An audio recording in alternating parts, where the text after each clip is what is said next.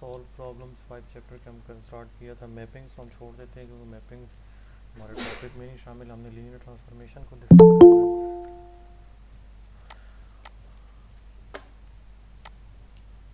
Excuse me sir. जी जी sir kindly recording कर लीजिएगा। जी जी रिकॉर्डिंग होगी स्टार्ट। जी हम ये लीनियर मैपिंग से स्टार्ट करने लगे हैं। हमने कल इसको थोड़ा बहुत डिस्कस किया था। इसको हमने चेक करना है कि ये लीनियर है या नहीं।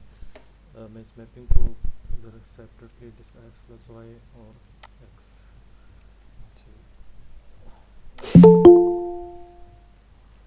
ये लोग जो है ना, जब लिंक सेंड कर दिया जाए तो 5 मिनट के अंदर अंदर उसको ज्वाइन कर लिया करें। अगर टाइम आगे पीछे हो तो मैं पहले ही बता दिया करता हूँ। लेक्चर जब स्टार्ट हो जाता है फिर बीच में इधर आके एक्सेप्ट करना पड़ता है। अच्छा जी, आवाज़ मेरी ठीक आ रही है? कल आप लोग कह रहे थे कि स्लो थी। आज तो ठीक है। जी सर, आज आ रही है। एफ मैपिंग हमारे पास है आर स्क्वायर से आर स्क्वायर तक, और डिफाइन किस तरह करके है f of x y is equal to x plus y comma x. Just मैं एक क्वेश्चन में आपको समझा देता हूँ कि हमने इसमें लीनियर चेक कैसे करना होता है। एक तो होता है काउंटर एग्जाम्पल से उसको आप चेक कर लें कि लीनियर नहीं है, काउंटर एग्जांपल दें। अदरवाइज़ क्या होता है, अगर प्रॉपरली चेक करना हो तो आपके पास जो दो मेथड्स हैं। एक आप क्या करते हैं,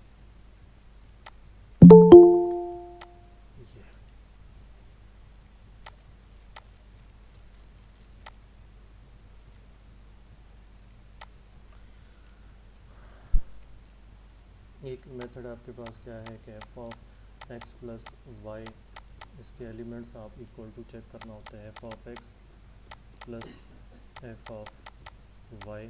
और इसमें दूसरी कंडीशन होती है alpha x must be equal to alpha times f of x. एक मेथड ये है। दूसरा शॉर्ट ट्रिक के, इसमें हम क्या डिस्कस करते हैं, F of alpha x plus beta y must be equal to alpha times f of x plus beta times f of y. ये जो मेथड है ये ज़्यादा यूज़ किया जाता है जब हमने जनरली चेक करना हो।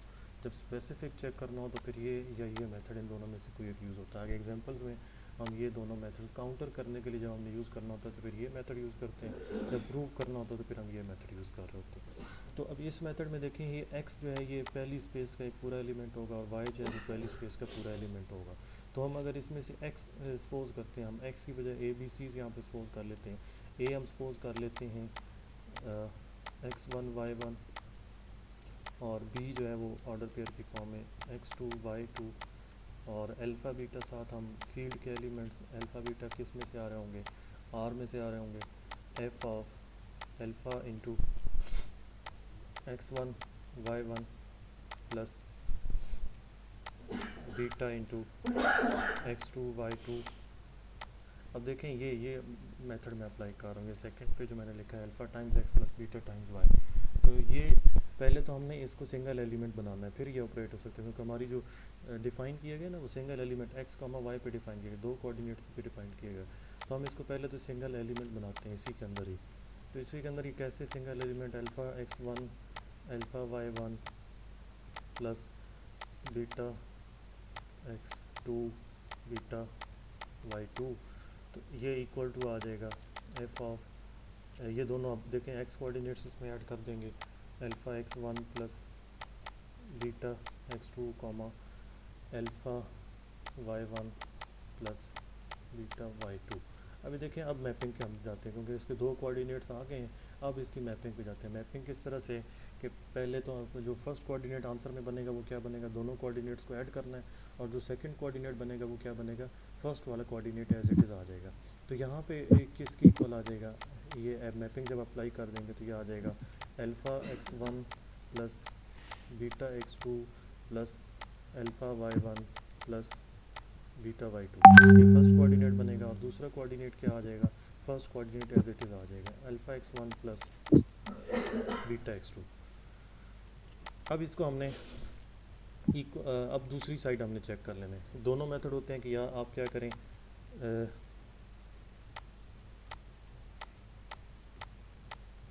दोनों मेथड्स होते हैं कि आप दोनों साइड्स को इक्वल चेक करें, या फिर क्या करें कि एक साइड को लेके दूसरी साइड इक्वल प्रूव कर दें। दूसरी साइड क्या है, alpha of x1 y1 plus beta F of x2 y2। इस साइड को हम चेक करते हैं, आप बेशक इस साइड को 1 का नाम दे दें।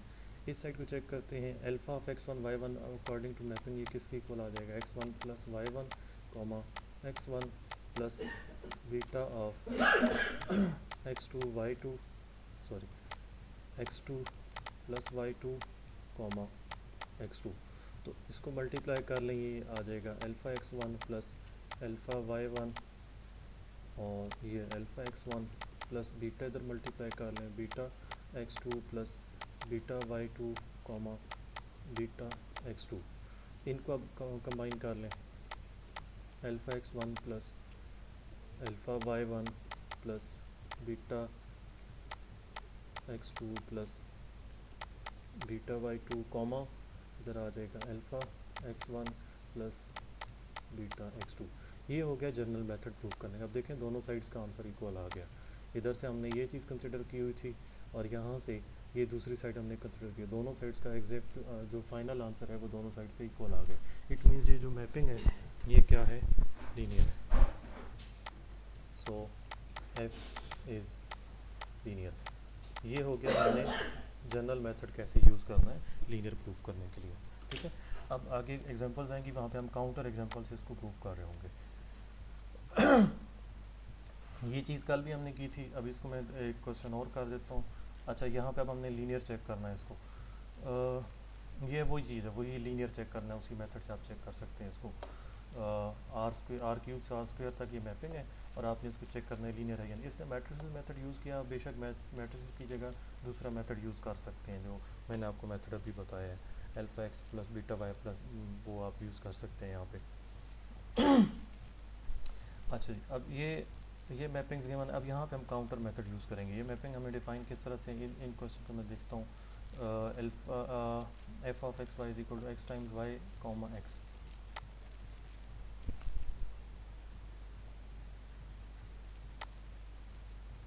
मैपिंग डिफाइन की गई है आर स्क्वायर से आर स्क्वायर तक, और किस तरह करके डिफाइन की गई है, x y is equal to y x comma x. I think ऐसे ही है। ठीक है जी, अब इसमें हम काउंटर एग्जांपल यूज़ कर सकते हैं। एक तो चीज़ क्लियर है कि जब भी वेरिएबल की मल्टीप्लिकेशन आपकी आ रही होगी ना, एक वो जो आप बेसिक कॉन्सेप्ट वैसे माइंड में रखते हैं ना कि लीनियर फंक्शन कौन सा होता है या लीनियर इक्वेशन कौन सी होती है, या जो लीनियर जब भी आप यूज़ कर रहे होते हैं उसमें जो वेरिएबल की पावर होती है आपके पास 1 होती है। ओवरऑल जो वेरिएबल की डिग्री आपके पास बन रही होती है मैक्सिमम, वो क्या होनी चाहिए, 1 होनी चाहिए। अब यहाँ पे देखें ना, आपको फ़ौरन से एक गेस तो ये होना जाना चाहिए कि इन दोनों की पावर कंबाइन करें तो पावर 2 बन रही है। बट हम इसको दूसरे मेथड से चेक भी कर लेते हैं। आप इसके अंदर कोई आर स्क्वायर से कोई एक एलिमेंट पिक करें। दो एलिमेंट्स पिक कर लें यहाँ से आर स्क्वायर से। आर स्क्वायर से आप कोई भी 2 एलिमेंट्स पिक कर सकते हैं, 1 3, और दूसरा एलिमेंट आप सपोज 2 2 पिक कर लेते हैं। आप इस कंडीशन को आपने चेक करना है, पहले वाली जो कंडीशन है जिसको हम x प्लस वाई, अब x यहाँ पे डिफरेंट मीनिंग में है, x plus F of y. अब x जो है वो पूरा 1 3 की इक्वल है और y जो है वो पूरा 2 2 की इक्वल है। इसको हम y का नाम दे रहे हैं। हम ये चेक करना चाह रहे हैं कि यार इसकी दोनों साइड्स का आंसर इक्वल आता है या नहीं आता। ठीक है, जैसे मैंने ऊपर कहा था ना कि आपने क्या करना है, जब काउंटर एग्जांपल से प्रूव करना, जब हमने उसको थोड़ा सा क्लियर हो कि ये लीनियर नहीं बन सकता, तो फिर हमने क्या करना है, उसके काउंटर एग्जांपल से इसको चेक कर लेना है कि क्या हमारी बात ठीक है या नहीं। अगर जनरली उसको प्रूव करना है तो फिर उसको दूसरे मेथड से। तो हम इसमें पहली कंडीशन ये चेक करना चाह रहे हैं, एक्स हमारे पास ये, हम इसकी लेफ्ट हैंड साइड चेक कर लेते हैं। लेफ्ट हैंड साइड क्या बन जाती है, f of x plus y, मतलब एफ ऑफ 1 3 प्लस 2 2, और इसको जब हम अप्लाई करेंगे तो ये आ जाएगा 3 5। अब मैपिंग किस तरह से डिफाइन है, मैपिंग इस तरह से डिफाइन है, x coordinate y coordinate, x coordinate y coordinate पहले मल्टीप्लाई होगा और दूसरी पोजीशन पे दोनों एक आ जाएंगे। तो ये इक्वल टू आ जाएगा 3 मल्टीप्लाइड बाई 5 कॉमा 3, तो ये आ जाएगा 15 कॉमा 3।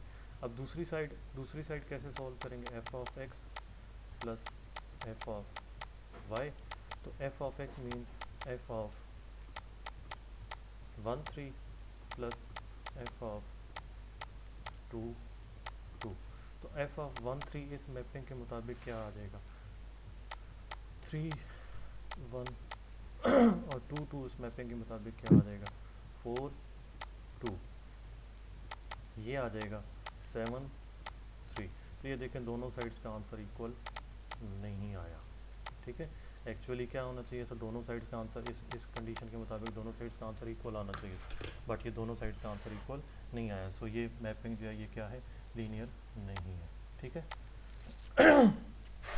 सेकंड की एक कंडीशन मैंने आपको कल बता दी थी, सेकंड में जब भी आपका ट्रांसलेशन आ रही हो किसी जगह पे, किसी कांस्टेंट से आपकी ट्रांसलेशन आ रही हो, तो आप उसको डायरेक्टली कह सकते हैं कि वो लीनियर नहीं होगी। यहाँ पे 3 से ट्रांसलेशन इसकी आ रही है, इसकी रीज़न क्या है ये देखें ज़रा, मैं इधर ही इसका लिख देता हूँ। आपको पता है कि एफ ऑफ 0, मैं स्मॉल एफ यूज़ कर रहा हूँ, एफ ऑफ 0 0 किस पे मैप होगा, इस मैपिंग के मुताबिक। जी एक मिनट ज़रा, सॉरी।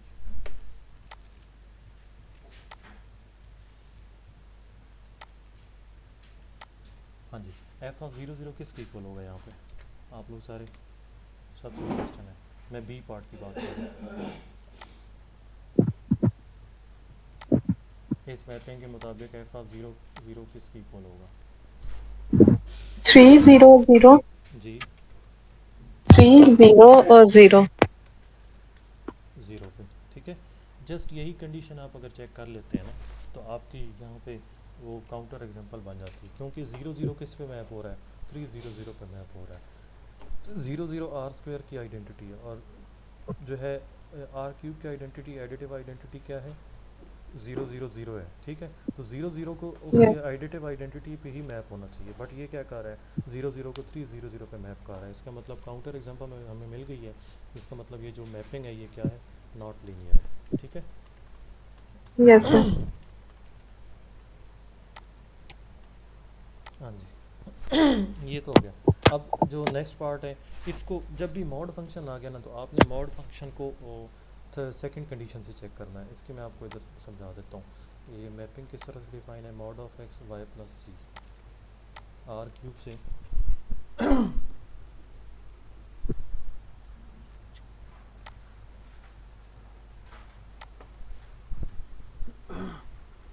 ये मैपिंग आपकी जो डिफ़ाइन की हुई है ये है आर क्यूब से आर स्क्वायर तक, और किस तरह करके डिफ़ाइन की गई है, x Y z is equal to mod of x comma y into z. I think ऐसे ही है, वाई प्लस जी है। ठीक है, अच्छा अब इसमें क्या करें, आपकी जो दूसरी कंडीशन है ना, जब मैंने जो बेसिक डेफिनेशन में लीनियर ट्रांसफॉर्मेशन की दूसरी कंडीशन क्या है, alpha f of alpha x must be equal to alpha f of x, कि वो जो कांस्टेंट वो जो स्केलर है वो कॉमन आ जाना चाहिए। अब ज़रा देखें, मैं इसकी स्पेसिफिक एग्जांपल काउंटर एग्जांपल से इसको चेक कर रहा हूँ। अल्फ़ा की वैल्यू आप ले लें -3, और एक्स वाई जी जो है ना उसकी वैल्यू आप कंसिडर कर लें, कुछ भी कंसिडर कर लें आप, इसमें 3 4 5 ये कंसिडर कर लें। तो ये डेफिनेशन अप्लाई करते हैं। F of -3 into X Y जी, ये आ जाएगा एफ ऑफ -3 इंटू 3 4 5, और ये क्या आ जाएगा, एफ ऑफ -9 -12 -15। अब इस मैपिंग के मुताबिक ये किसकी इक्वल आ जाएगा, ये आ जाएगा मॉड ऑफ 9 कॉमा -12 इंटू -15, ये प्लस में आ जाएगा। और जी एग्जैक्ट याद नहीं आ रहा, अगर आप लोगों को फ़ौरन से माइंड में तो बता दें ये क्या आएगा, 15 इंटू 12,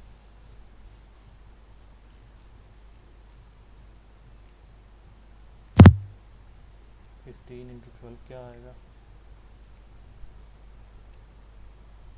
27। 15 इंटू 12 180 आ जाता है। ठीक है जी, अब सर ऐड हो रहा था ना मतलब y प्लस z ओ सॉरी सॉरी, ये ऐड हो जाएंगे, ये आ जाएगा -27। इस साइड पे 27। आपका आंसर क्या आ जाता है, 9, -27। ठीक है। अब दूसरी साइड आपकी है alpha times f of x. Alpha की वैल्यू आपने ली है -3, एफ ऑफ 3, 4, 5। तो इसमें देखें ज़रा, ये आ जाएगा 3 आ जाएगा, और 4 + 5 जो है 9 आ जाएगा। तो ये आपके पास आ जाएगा -3 × 3, 9।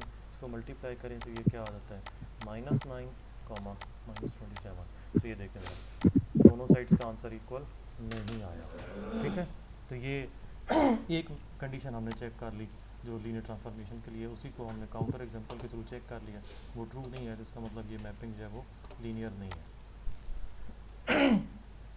ये बहुत इंपॉर्टेंट मैपिंग्स हैं। इस तरह की मैपिंग्स जो हैं वो अब मेथड की बुक में देखेंगे, वहाँ पे भी डिफ़ाइन की गई हैं, उनको चेक करना है कि लीनियर है या नहीं। तो आप लोगों की असाइनमेंट है, उसको साथ चेक करना है आपने मेथड की बुक में जब आप जाएंगे।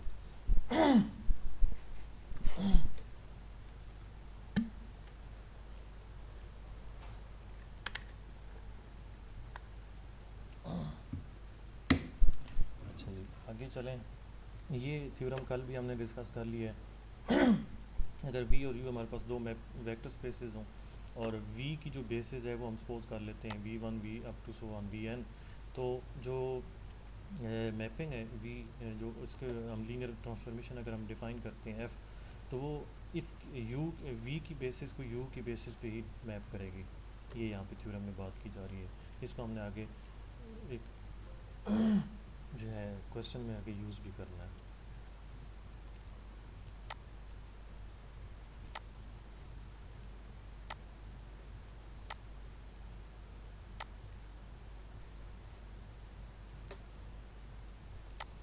ठीक है जी। आगे ये वैसे जनरली सेट थ्योरी का कॉन्सेप्ट है। अगर एफ ए से बी मैपिंग है और जी जो है वो बी से सी मैपिंग है, अगर एफ़ और जी 1 1 होंगी तो कंपोजिशन मैपिंग भी 1 1 होगी। एफ़ और जी अगर आर टू हैं तो कंपोजिशन भी आर टू ही होगी। उसके बाद यही चीज़ें जो हैं आगे आपके पास आती जाएंगी कि जी कंपोजिशन एफ 1 1 है तो एफ़ जो है वो 1 to 1 होगी। सिमिलरली अगर जी कंपोजिशन एफ़ जो है वो ऑन टू मैपिंग है तो जी जो है सेकंड वाली जो है वो ऑन टू मैपिंग होगी। ये जो बेसिक रिज़ल्ट है कि कैलकुलस में भी आप लोग ये यूज़ करते हैं कि अगर एफ़ जो है उसका इन्वर्स है, if and only if F जो है वो बाइजेक्टिव हो। अगर बाइजेक्टिव मैपिंग होगी तो उसी वक्त उसका इन्वर्स होगा। ये बेसिक सेट का रिज़ल्ट है। अब इसमें इन्वर्स फाइंड करना है। इन्वर्स आप लोग सेकंड ईयर की बुक में ये फाइंड करते हैं कि इन्वर्स कैसे इसका फाइंड करना है। मैं इसलिए ऊपर इस चीज़ को स्किप भी कराया था क्योंकि ये हमारे बेसिक फंक्शंस के क्वेश्चन हैं। हमने असल में लीनियर ट्रांसफॉर्मेशन पे यहाँ पे डिस्कस करना है। ये देखें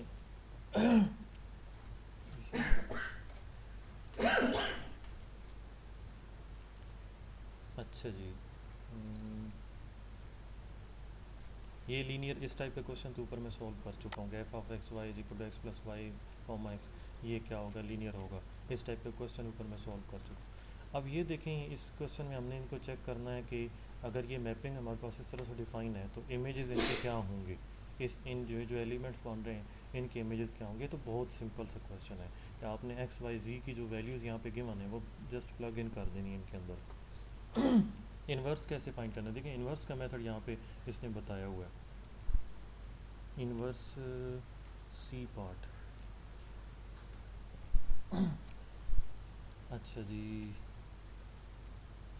सिर्फ हमने 0 0 के कॉरस्पॉन्डिंग इसका इन्वर्स चेक करना है। जिन पे आंसर 0 0 आ रहा है वही हमने चेक करना है। तो उसमें हम जस्ट उसको 0 0 पुट कर लेते हैं और एक्स और वाई की वहाँ से वैल्यू फाइंड कर लेते हैं कि एक्स की वैल्यू तो 0 आ जाती है। दूसरा साथ क्या आता है, या वाई 0 होगा या जी 0 होगा। अगर एक्स और वाई 0 है तो इसका मतलब जी एक्सिस है, और अगर एक्स और जेड 0, ये चीज़ें ज़रूर याद रखें कि कौन सा 0 है तो कौन सा एक्सिस बनेगा आर क्यूब के अंदर, आर स्क्वायर के अंदर। अगर एक्स और वाई 0 है तो आपका z एक्सिस बनेगा, और x और z 0 है तो y एक्सिस बनेगा। कैलकुलस में भी ये कॉन्सेप्ट यूज़ किया जाता है। ठीक है जी।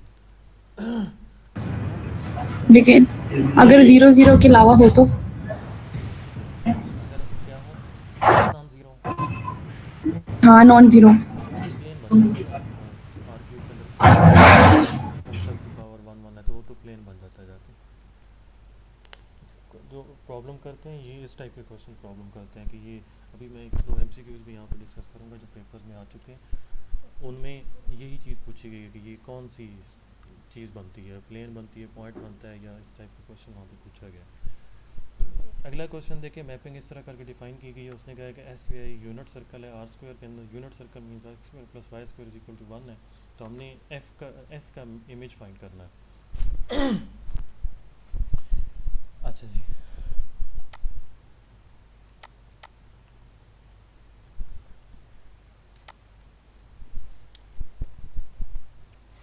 मैपिंग हमें डिफाइन की गई है, एफ मैपिंग एक डिफाइन की गई है आर स्क्वायर से आर स्क्वायर तक, और किस तरह करके डिफाइन की गई है, 3y2x f of x y is equal to 3y, 2x जी। अच्छा, उसके बाद एक यूनिट सर्कल हमने एस जो है वो एक ऐसा सेट है जिसमें वो तमाम ऑर्डर पेयर्स एक्स वाई आ रहे हैं such that x square plus y square जो है वो 1 की इक्वल है। तो ये बेसिकली आर स्क्वायर का सबसेट है। हमने इसका इमेज सेट चेक करना है कि ये इसका अगर एफ अप्लाई करते हैं इसके ऊपर तो ये किसके ऊपर जाके मैप होगा। तो ये देखें, इसको जब हम चेक करेंगे तो बेसिकली हम एफ ऑफ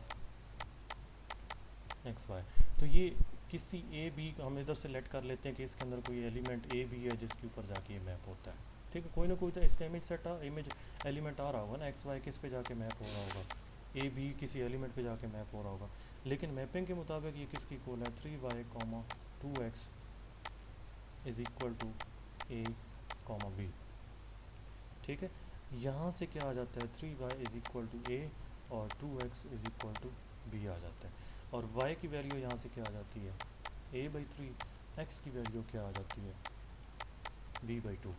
अब देखें, x और y हमने किसके एलिमेंट्स लिए हैं, x और y हमने s के एलिमेंट्स लिए हैं। ठीक है, अगर ये x और y s के एलिमेंट्स हैं, ये हमें कंडीशन गिवन है कि x जो s के एलिमेंट्स हैं वो x square plus y square क्या देते हैं, 1 देते हैं। इसका मतलब जो ये वैल्यूज़ हैं ये यहाँ पे पुट करेंगे तो ये क्या बनेगा, b/2 whole square plus a/3 whole square equals to 1 आ जाएगा। और ये b²/4 plus a²/9 is equal to 1। तो ये क्या चीज़ बनती है,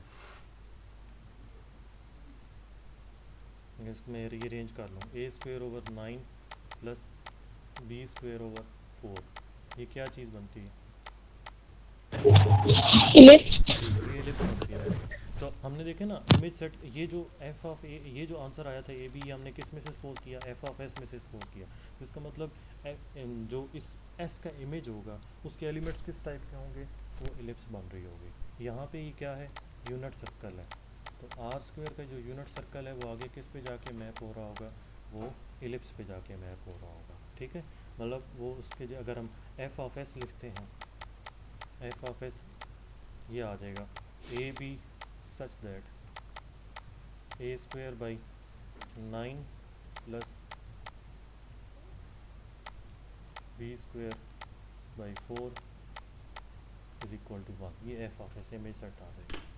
ठीक है, सेकंड पार्ट में इसने F inverse of S find किया, वो आप लोग खुद इसका देखेंगे। यही मेथड उसने यूज़ किया वहाँ पे एफ इनवर्स फाइंड करने के लिए, और एफ इनवर्स के केस में भी एलिप्स ही आ जाती है। यहाँ पे एफ इनवर्स के केस में भी एलिप्स ही आ जाती है। ये अगेन मैपिंग्स का क्वेश्चन आया, मैंने इनको स्किप किया हुआ है, आप लोग अगर इसमें देखना चाहते हैं तो खुद से देख सकते हैं। अच्छा जी, मैपिंग्स के क्वेश्चंस हैं यहाँ पे ना, ये इन्वर्टिबल हो गया। अच्छा जी, ये रिज़ल्ट है, ये सिंगुलर और नॉन सिंगुलर कल भी हम देख रहे थे। नॉन सिंगुलर होने का मतलब उसने यहाँ पे अगेन एक्सप्लेन कर दिया। नॉन सिंगुलर होने का मतलब क्या है कि ज़ीरो ही ज़ीरो पे मैप हो रहा हो, उसके अलावा कोई और एलिमेंट ना हो जो उस ज़ीरो पे जाके मैप हो रहा हो। ये सारी उसने कई कंडीशन जो है इक्विवेलेंट हैं। एफ़ को अगर हम नॉन सिंगुलर कह देते हैं, एफ़ को R2 कह देते हैं, एफ़ को 1 1 कह देते हैं, एफ़ को इन्वर्टिबल कह। इन्वर्टिबल मतलब अब क्या, इन्वर्स उसका मैपिंग एग्जिस्ट करती है। इक्विवेलेंट का अगर आप लोगों को समझ नहीं आती कि थ्योरम में अगर इक्विवेलेंट की बात की जाए तो उसका मतलब क्या है। इक्विवेलेंट का मतलब ये होता है कि अगर उनमें से कोई एक कंडीशन भी ट्रू हो जाती है तो बाकी सारी कंडीशंस ऑटोमेटिकली ट्रू हो जाती हैं। सपोज हमें पता चल जाता है एफ़ जो है वो नॉन सिंगुलर है, इसका मतलब वो एफ़ जो है ऑन टू मैपिंग भी होगी, एफ़ वन वन भी होगी, वन टू वन भी होगी, और उसके बाद एफ़ जो है वो इन्वर्टेबल भी होगी। ठीक है।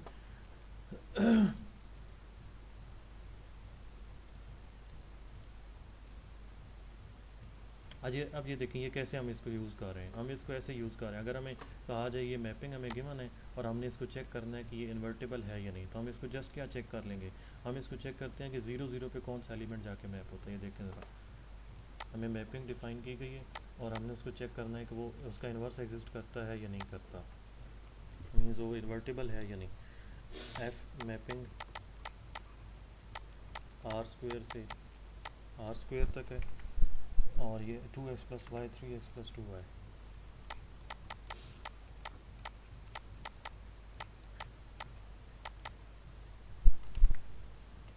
2x + y 3x + 2y। तो उसने कहा है कि जस्ट इसको नॉन सिंगुलर चेक कर लें, अगर नॉन सिंगुलर हो जाती है तो फिर ये क्या हो जाती है, इन्वर्टेबल हो जाती है। तो हम इसको चेक करते हैं कि 0 0 पे ये किस एलिमेंट को मैप करती है, मतलब इसका हम कर्नल चेक कर लेते हैं। कर्नल नॉन आइडेंटिटी आता है, नॉन सिंगुलर मतलब वो सिंगल्टन आता है या नॉन सिंगल्टन आता है। तो हम इसको 0 0 के इक्वल पुट कर लेते हैं।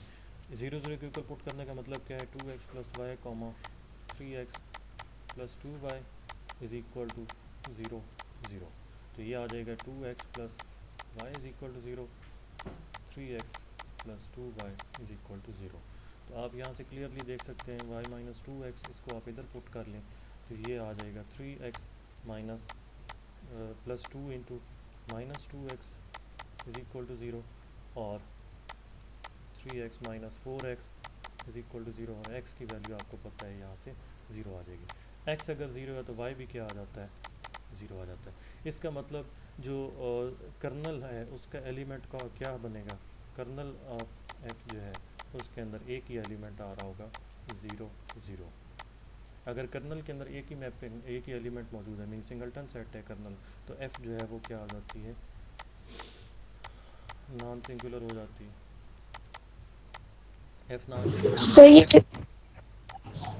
जी जी, सर हम 0 0 सकते इसमें नहीं समझ आई बात। इक्वेशन में 0x, सर x और y की जगह 0 0 डायरेक्टली पुट कर सकते फंक्शन में। नहीं, हमने चेक करना है वो 0 0 तो मैप होगा ही सही, हमने चेक करना है कि 0 0 के अलावा और कौन सा एलिमेंट है जो आगे 0 0 पे जाके मैप करेगा। बेसिकली हम ये चेक करना चाह रहे हैं कि एक तो चीज़ क्लियर है, अगर ये लीनियर ट्रांसफॉर्मेशन है तो इस जगह जो 0 0 होगा वो इसके 0 0 पे जाके मैप करेगा, ये चीज़ तो क्लियर है। हम ये चेक करना चाह रहे हैं कि इसका कोई और एलिमेंट भी ऐसा है जो इसके 0 0 पे जाके मैप करे। ठीक है, तो इसलिए हमने इसकी मैप पे इमेज सेट को पुट किया इक्वल टू 0 0 और चेक किया कि इसका इमेज सेट 0 0 कब आएगा। इसका इमेज सेट 0 0 उस वक्त ही आएगा जब x और y दोनों क्या होंगे, 0 होंगे।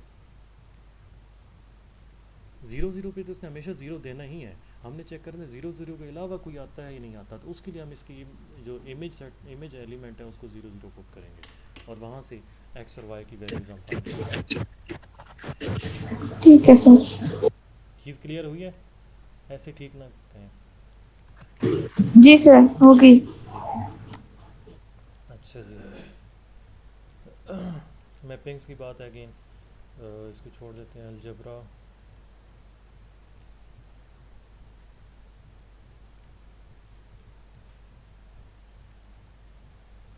अच्छा जी, ऑपरेशन कंपोजिशन हम कर सकते हैं। ये चीज़ हम होम ऑफ वी कल हम डिस्कस कर चुके हैं। अगर u और v जो है हमारे पास दो वेक्टर स्पेसेस हैं और फील्ड के, then the collection of R linear mappings from v into u with above operation. Above operation मतलब क्या है, कंपोजिशन ऑपरेशन वो ऊपर उसने डिफाइन किया हुआ। ये क्या बन जाती है, वेक्टर स्पेस बन जाती है। इसको हमने कल डिनोट किया था होम ऑफ वी यू, ये हम कल भी डिस्कस कर चुके हैं। ठीक है, इसके अंदर अब इसका ये चीज़, ये कल रिज़ल्ट हम डिस्कस कर रहे थे कि डायमेंशन इसकी कितनी होगी, m टाइम्स n। इसकी डायमेंशन जो है इसकी बेसिस में कितने वेक्टर्स होंगे, m टाइम्स n होंगे। ये रिज़ल्ट ज़रूर याद रखें, इसके काफ़ी MCQs 11 या 15, 17 में तो नहीं आए थे, 11 या 15 में इसके काफ़ी MCQs आए हुए थे। ये रिज़ल्ट ज़रूर याद करें। इसके एग्जांपल भी आगे भी आएंगे, कल भी मैंने आपको 1-2 सॉल्व करवा दी थी, आगे भी इसके एग्जांपल्स आएंगी। ये MCQ भी याद कर लें रिज़ल्ट जो है MCQs के तौर पे, कि जो सोल्यूशन स्पेस आती है, सोल्यूशन स्पेस मतलब एक तो है ना इसका ट्रिवियल सोल्यूशन आ सकता है, AX = 0, इसका सोल्यूशन ट्रिवियल आ सकता है। ट्रिवियल का मतलब क्या है, 0 0 इसका सोल्यूशन आ सकता है। और इसके सोल्यूशन कितने क्या आ सकते हैं, नॉन ट्रिवियल सोल्यूशन भी आ जाते हैं, जिनको हम डिपेंडेंट सोल्यूशन। मैं इसीलिए बार बार आपको रिकमेंड कर रहा हूँ कि आप फर्स्ट ईयर की जो 3.5 एक्सरसाइज है उसमें ट्रिवियल और नॉन ट्रिवियल के केसेस को ज़रूर स्टडी करें।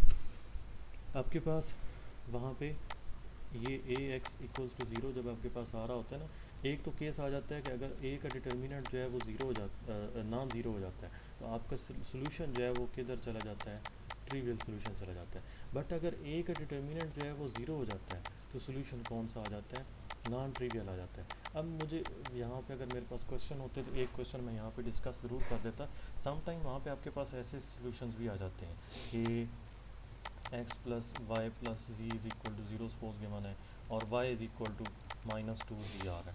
आप अगर जिन्होंने आप में से पढ़ाया हुआ है, तो आप फर्स्ट ईयर में वहाँ पे क्या करते हैं, आप कहते हैं जी z = अगर हम t ले लेते हैं तो y की वैल्यू क्या आ जाती है, -2t आ जाती है। और इसी तरह x की वैल्यू आपके पास आ जाती है +4t और -t, तो ये आपके पास x की वैल्यू 3t आ जाती है। तो यहाँ से आप कहते हैं कि जी जो सोल्यूशन है वो क्या हो जाता है, इन्फिनिट सोल्यूशन इसके आ जाते हैं, क्योंकि t की वैल्यू जैसे जैसे आप चेंज करते जाते हैं तो ये सोल्यूशन चेंज हो जाता है। t अगर आप कॉमन ले लेते हैं तो ये आपके पास आ जाता है 1 - 2 3।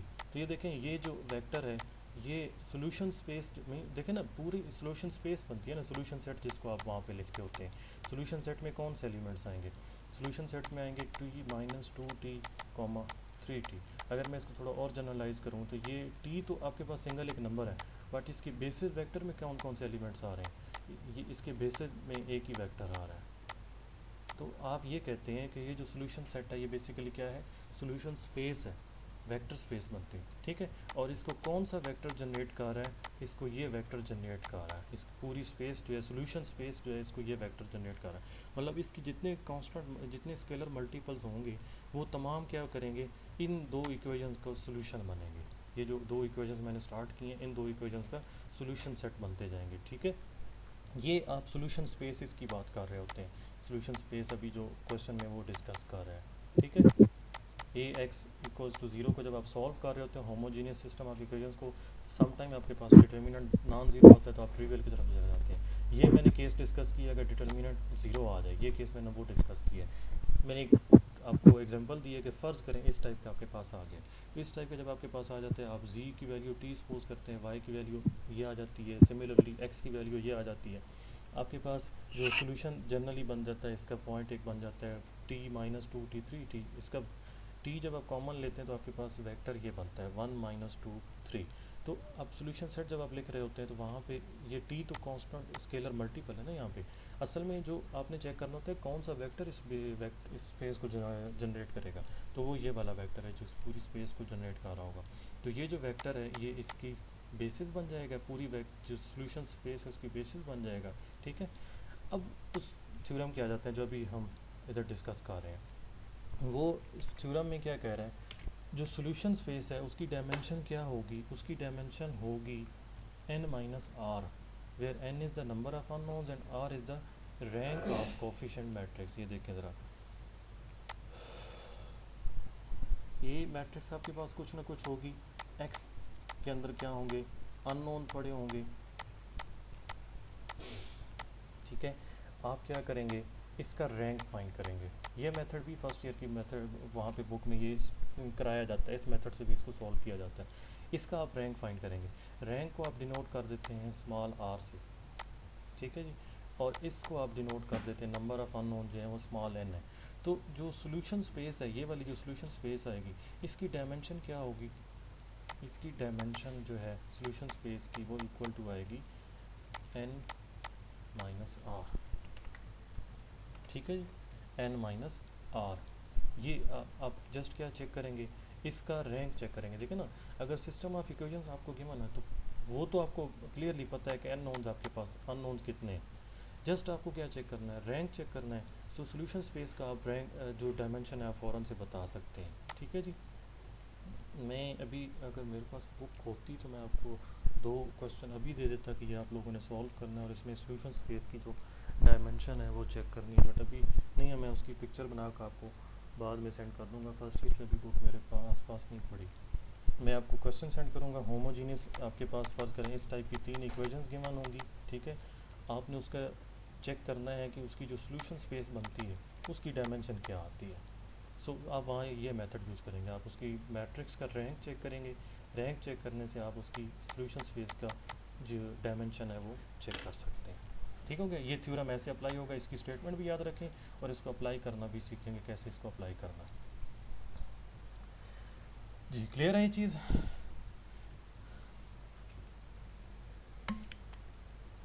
Yes sir. जी सर। मुझे लगता है मुझे एमसीक्यू स्टार्ट करने पड़ेंगे क्योंकि आप लोग जाग के नहीं बैठते होते लेक्चर में। मैं आइगन वैल्यूज़ को स्किप करके सोच रहा हूँ कि अभी एमसीक्यू स्टार्ट करता हूँ जहाँ तक हमने कर लिया है। ये रिज़ल्ट याद रखें, अगर हमारे पास जो मैपिंग है, मैपिंग जो है वो क्या है, नॉन सिंगुलर लीनियर मैपिंग है, तो जो image of linearly independent set होगा वो इंडिपेंडेंट ही रहेगा। मतलब हम अगर वी का एक सबसेट लेते हैं जो कि इंडिपेंडेंट है, तो वो उसका जो इमेज सेट बन रहा होगा वो उधर जाके भी क्या बन रहा होगा, इंडिपेंडेंट ही रह रहा होगा। आइसोमॉर्फिज्म भी हम पता है कि क्या होती है। अगर लीनियर मैपिंग हो, अगर वो बाइजेक्टिव हो जाए तो वो क्या बन जाती है, आइसोमॉर्फिज्म बन जाती है। इसमें ये रिजल्ट्स, इसमें से कोई ऐसा ख़ास रिज़ल्ट नहीं है।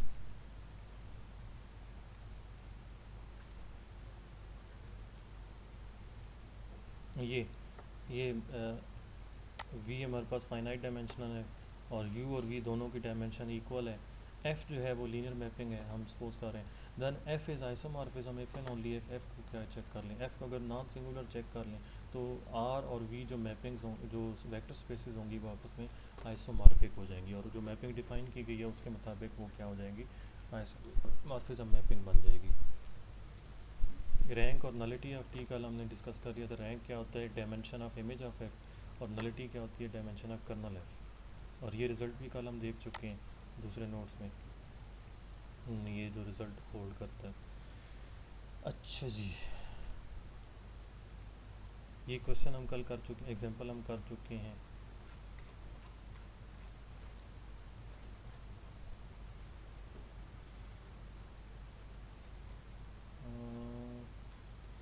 ये जो है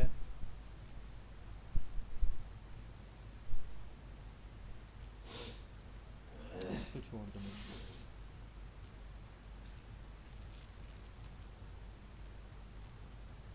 ये वेक्टर स्पेस आइसोमॉर्फिज्म अभी ऊपर मैं बता चुका हूँ आपको कि अगर उन दोनों के दरमियान एक मैपिंग हम डिफाइन कर लें जो लीनियर भी हो और बाइजेक्टिव भी हो।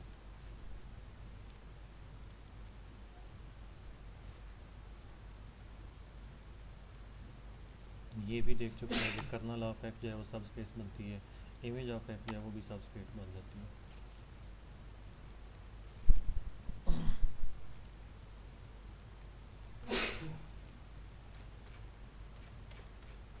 ये बार बार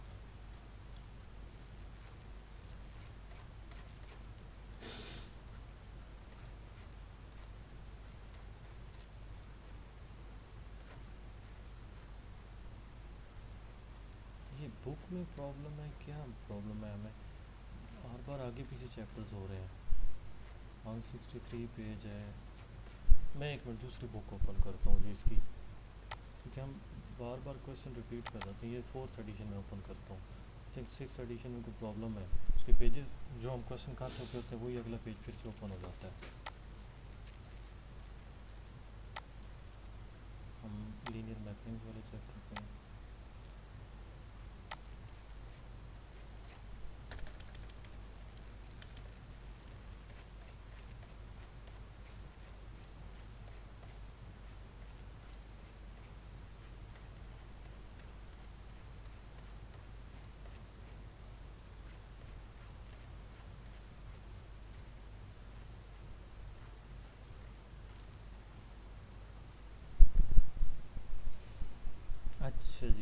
ये क्वेश्चन जो है ना इसमें ऊपर तो नहीं है कोई इम्पोर्टेंट, ये क्वेश्चन जो है 5.14, ये आपकी मेथड की बुक में भी ये क्वेश्चन 1 2 को मैप किया गया 2 3 पे और 0 1 को मैप किया गया 1 4 पे। ये क्वेश्चन चेक करना है आपको। स्पेसिफिक 2 एलिमेंट्स हैं उनकी मैपिंग बताई गई है और आपको कहा गया है कि इसको जनरली बताएं कि जनरली किसकी इक्वल होगी। एफ मैपिंग जो है वो है आर स्क्वायर से आर स्क्वायर तक, और ये इसमें 1 2 जो है वो एक पे मैप हो रहा है और इसी तरह 0 1 जो है वो एक पे मैप हो रहा है। किस किस पे मैप हो रही हैं? 2 3 पे और 1 4 पे। ये 1 4 पे मैप हो रहा है और ये 2 3 पे मैप हो रहा है। अब हमने इसकी जनरल मैपिंग चेक करनी है, देखें ना find A formula for this, हमने इसका फार्मूला चेक करना है, ठीक है। ए बी के कॉरस्पॉन्डिंग हमने इसको चेक करना है कि ये एफ ऑफ ए बी किसके, अगर हम जनरली ए बी चेक कर लेते हैं तो वो किस में मैप होगा। तो हम पहले तो ये देख लेते हैं कि हमें इसका पता है कि इसकी जो लीनियरली इंडिपेंडेंट सेट होगा वो इसकी लीनियरली इंडिपेंडेंट सेट पे जाके मैप होगा। तो हम इसमें से 2 वेक्टर्स इसके चेक कर लेते हैं। हमें एक वेक्टर पता है 1 2 और 0 1, ये दोनों लीनियरली इंडिपेंडेंट हैं, क्लियरली नज़र आ रहे हैं। ये चीज़ आपको स्टार्ट में बताई थी कि अगर 2 डायमेंशन में जैसे R2 के अंदर 2 वेक्टर्स हैं तो वो अगर एक दूसरे के कांस्टेंट मल्टीपल नहीं है तो वो डिपेंडेंट भी नहीं है, वो इंडिपेंडेंट है, ठीक है। तो ये देखें 1 2 है, इधर से वेक्टर क्या है 0 1 है, ये एक दूसरे का कांस्टेंट मल्टीपल नहीं है, इसका मतलब ये दोनों क्या हैं, इंडिपेंडेंट है। अब ये देखें किसी भी जो आर स्क्वायर का कोई भी एक एलिमेंट है उसको मैं लिख सकता हूँ ए बी जो है उसको लिखा जा सकता है alpha times 1 2 plus beta times 0 1। ये क्यों लिख सकते हैं? ये आपको पता है बेसिक रूल है, लीनियर कम्बिनेशन की फॉर्म में कोई भी 2 वेक्टर जो हैं वो दूसरे की फॉर्म में लिखे जा सकते हैं। ये ए बी कोई आर्बिट्रेरी वेक्टर मैंने पिक किया यहाँ से आर स्क्वायर का, वो इसके लीनियर कम्बिनेशन की फॉर्म में, ये 1 2 और 0 1 के लीनियर कम्बिनेशन की फॉर्म में लिखा जा सकता है। इसका मतलब क्या है कि अगर मैं दोनों साइड्स पे f अप्लाई कर देता हूँ तो f ऑफ ए बी किसकी इक्वल आ जाएगा, f of alpha into 1 2 plus beta into 0 1। अब क्योंकि f लीनियर गिवन है इसका मतलब क्या है कि ये आ जाएगा alpha of f of 1 2 plus beta of f of 0 1।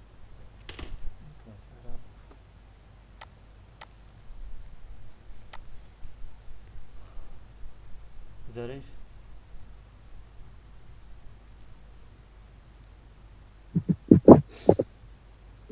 Bushra Sadia yes sir. अक्सर अभी सादिया आप मेरे ज्वाइन करके साइड में रख दिया, ठीक है जी। अक्सर अभी जी सर इधर ही हो। अमारा आरम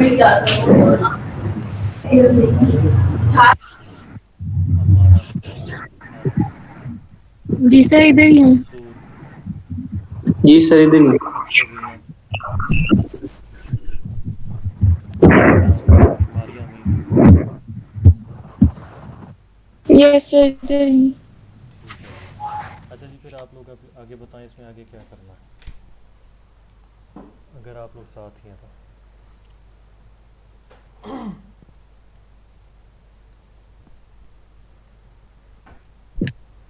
एफ ऑफ 1 2 की वैल्यू पुट कर दूँ। जी एफ ऑफ 1 2 की वैल्यू क्या है, 2 3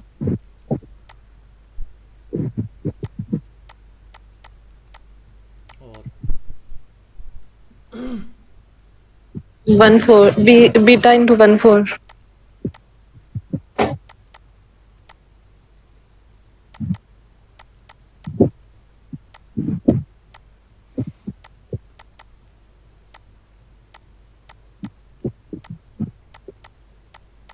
इनको आप ऐड कर लो। कुछ मिस नहीं हो रहा, f of a b 2 alpha plus beta 3 alpha plus 4 beta पे मैप हो रहा है, कुछ मिस हो रहा है यहाँ पे अक्सर जीना?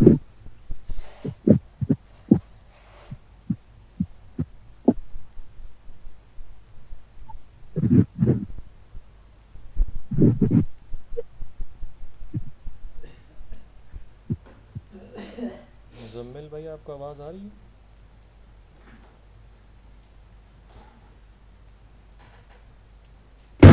एक बात मुझे समझ नहीं आई यहाँ पे कि हम हर ए बी को तो इस लीनियर कॉम्बिनेशन में नहीं लिख सकते ना, तो फिर कोई स्पेसिफिक वेक्टर हमने चूज किया है।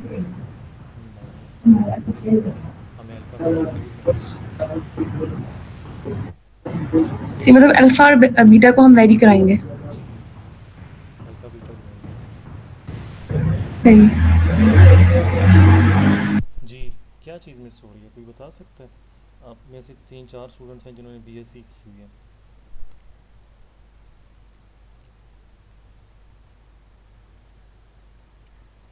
अक्सा, जीनत, बुशरा, अमारा।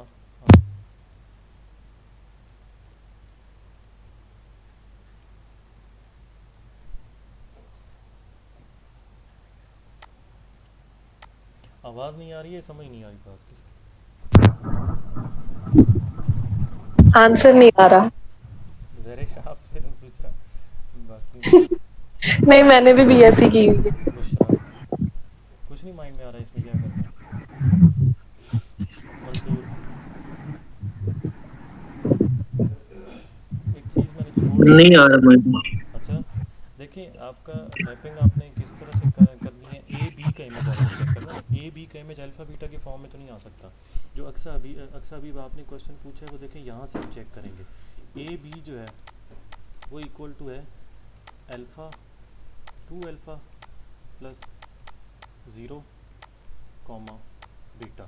तो ये इक्वल टू आ जाएगा alpha comma 2 alpha plus beta. इसको अगर आप कंपेयर करेंगे ना तो ये आपके पास आ जाएगा alpha is equal to A, और 2 अल्फ़ा प्लस बीटा किसकी इक्वल आ जाएगा? बी की इक्वल आ जाएगा। तो यहाँ से बीटा की वैल्यू क्या आ जाएगी? बीटा इज़ इक्वल टू आ जाएगा बी माइनस 2 अल्फ़ा। तो बीटा इज़ इक्वल टू आ जाएगा बी माइनस 2a। ठीक है, तो एफ ऑफ ए बी यहाँ से क्या आ जाएगा? F of a b is equal to 2 times alpha 2a plus beta b minus 2a comma 3 times alpha 3 times a plus 4b minus 2a। अक्सर अभी मैं आपको वो चीज़ क्लियर कर देता हूँ इसको कंप्लीट करने के बाद, ये क्यों हम लिख सकते हैं, क्या उसकी अल्फ़ा बीटा आंसर होंगे। अच्छा जी, तो ये किसकी इक्वल आ जाएंगे? ये आ जाएंगे b कॉमा 3a माइनस 8, ये आ जाएगा 4b माइनस 5a। तो इसका मतलब जो जनरल मैपिंग आ जाएगी वो क्या आ जाएगी? एफ ऑफ ए बी जो है वो जाके मैप होगा b comma 4b minus 5a। ठीक है जी। अक्सर आपने जो पूछा है कि अगर f जो है वो मैपिंग डिफ़ाइन की गई है आर स्क्वायर से आर स्क्वायर तक, तो इन दोनों के लीनियर कम्बिनेशन की फॉर्म में किसी भी एलिमेंट को किस तरह से लिख सकते हैं। फ़र्ज़ करें आप कोई एक एलिमेंट पिक कर लेते हैं, आपका यहाँ पे अल्फ़ा है और ये 1 2 है और बीटा है और ये 0 1 है। कोई एक एलिमेंट पिक कर लें आर स्क्वायर का, कोई एक एलिमेंट बता दें आप। 4 5 को इनके लीनियर कम्बिनेशन की फॉर्म में कैसे लिखेंगे?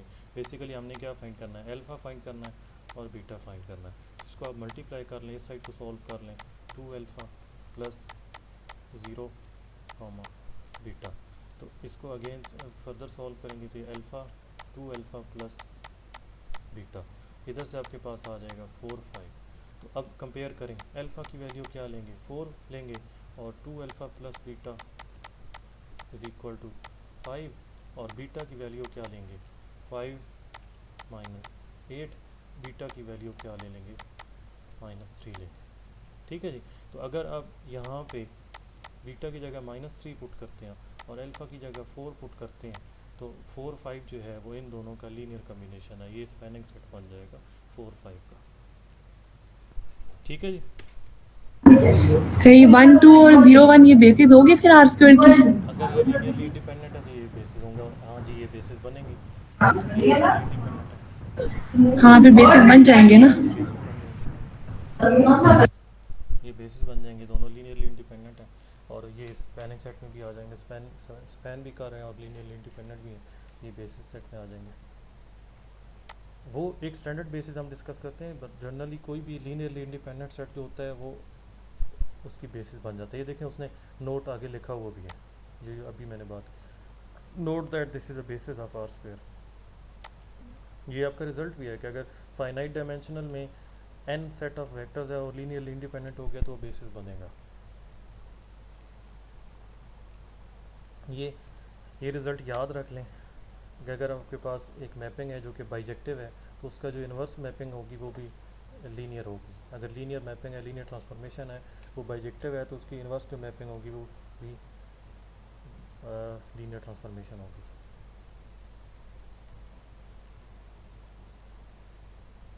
अच्छा जी,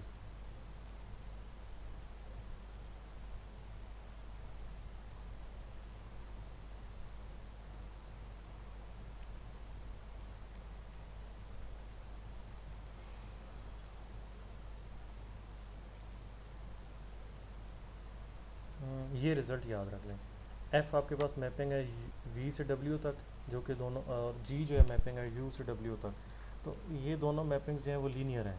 तो रैंक कंपोजिशन का क्या बनता है? रैंक का मतलब क्या होता है कि dimension of image set, g composition f के जो इमेज सेट बनेगा उसकी डायमेंशन वो लेस होगी जी की डायमेंशन से, सिमिलरली जी के इमेज सेट की डायमेंशन, सिमिलरली जी कंपोजिशन एफ़ की जो डायमेंशन होगी वो एफ़ की इमेज सेट की डायमेंशन से भी कम ही रहेगी।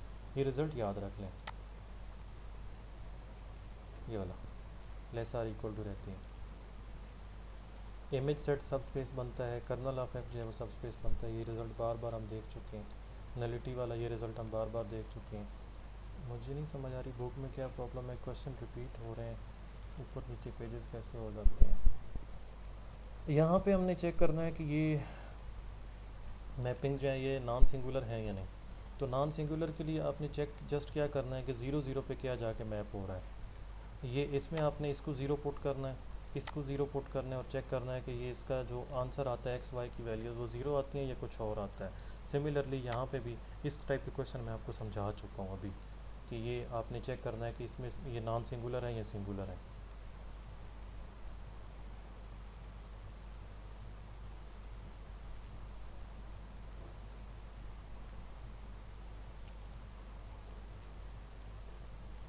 अच्छा जी,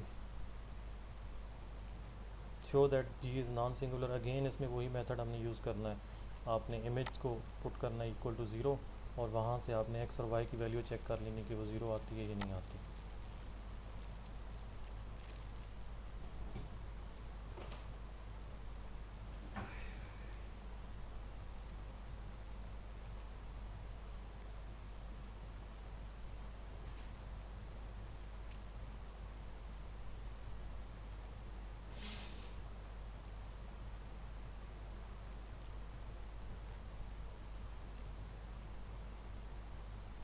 ये तो लीनियर जो ऑपरेटर्स हैं उनकी है, वेक्टर स्पेसेस की तो यहाँ पे बात नहीं की थी।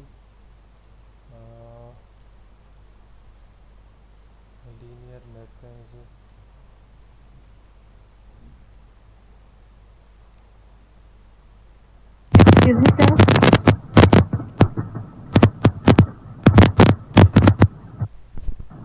सर अब थोड़े से एमसीक्यूज कर लेते हैं, जितना कंसेप्ट ले लिया उसको थोड़ा देख लें एमसीक्यूज की। ठीक है, मैं भी यही सोच रहा हूँ, तभी आप ये क्वेश्चन देख लें बस। ये देखें, इस टाइप के एमसीक्यूज अभी आप फ़ौरन से देख रहे होंगे। ये इसके ज़रा आंसर बताएं मुझे। सिंगल नंबर आंसर है आपका, ए ऑप्शन। सब लोग आंसर देंगे अब। 12 ए ऑप्शन, जी जी, सब लोग आंसर करेंगे इसका। मैं 1 बाई 1 नाम लेके पूछूंगा आपसे आंसर।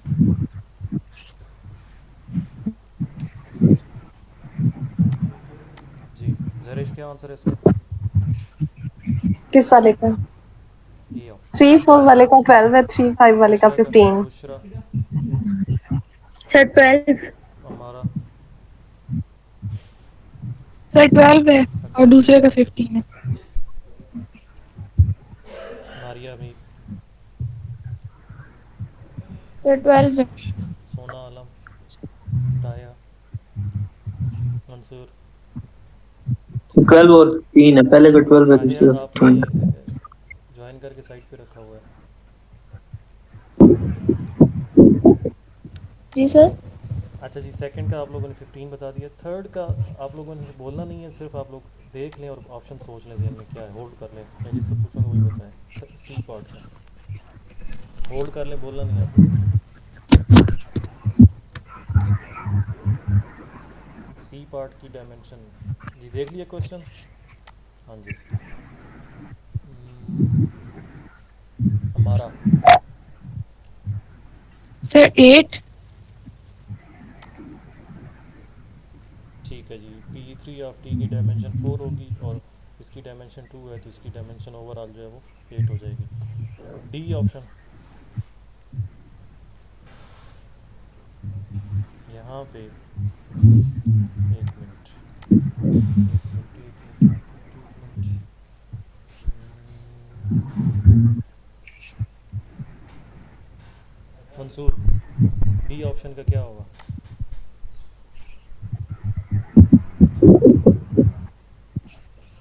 मंसूर, आवाज़ आ रही है मेरी? मंसूर। जी सर आ रही है। सी सर ये डी लेक्चर में, जी। ये लेक्चर रह गया था जिसमें आपने ये बताया। अच्छा जी, और कोई आंसर देना चाहे? 24। हमारा 24। 24 होगा। हमारा आप समझाएं कैसे सर कैसे 24। हमारा 24 कैसे होगा? सर इसकी एम एन एम होती है ना इसकी डायमेंशन, तो 2 3 6 और 6 और 4 14 फिर हो जाएगा। एम एम तो जी 6 जी और 24 हो जाएगा जी सर, जी 24। जी जी। ये एम वाली मैट्रिसेस वाली जो वेक्टर स्पेस होती है, इसकी डायमेंशन क्या होती है? जिस ऑर्डर की मैट्रिसेस होती हैं उनको आप मल्टीप्लाई कर दें। जैसे ये 2 3 की मैट्रिसेस हैं, तो 2 मल्टीप्लाई टू 3 आप कर देंगे, तो इस वेक्टर स्पेस जो मैट्रिसेस वाली है इसकी डायमेंशन हो जाएगी 6 और आर पावर 4 की डायमेंशन ऑब्वियसली 4 होगी। तो दोनों को जब मल्टीप्लाई करेंगे तो 6 4 24। ये बहुत इंपॉर्टेंट एमसीक्यू है। ओके जी, अक्सर आपकी बात मान लेते हैं, पेपर्स पे चले जाते हैं।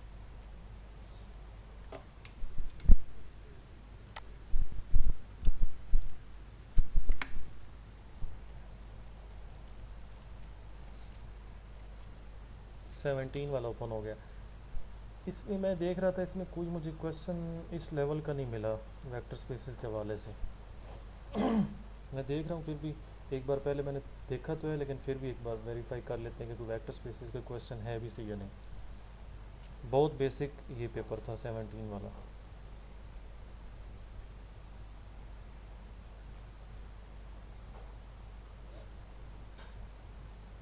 ये देखें, ये क्वेश्चन है सही।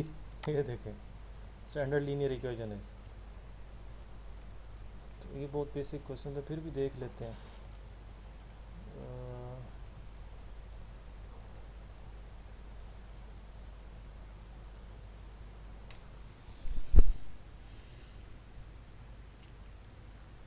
ये है, ये किसी हद तक इसका आप कह सकते हैं कि इसका क्वेश्चन है 59। सबको नज़र आ रहा है जी? इसमें बताएं जी इसका सर। ऑप्शन कौन सा करेक्ट होगा? 20। जी ऑप्शन बताएं बाकी लोग भी।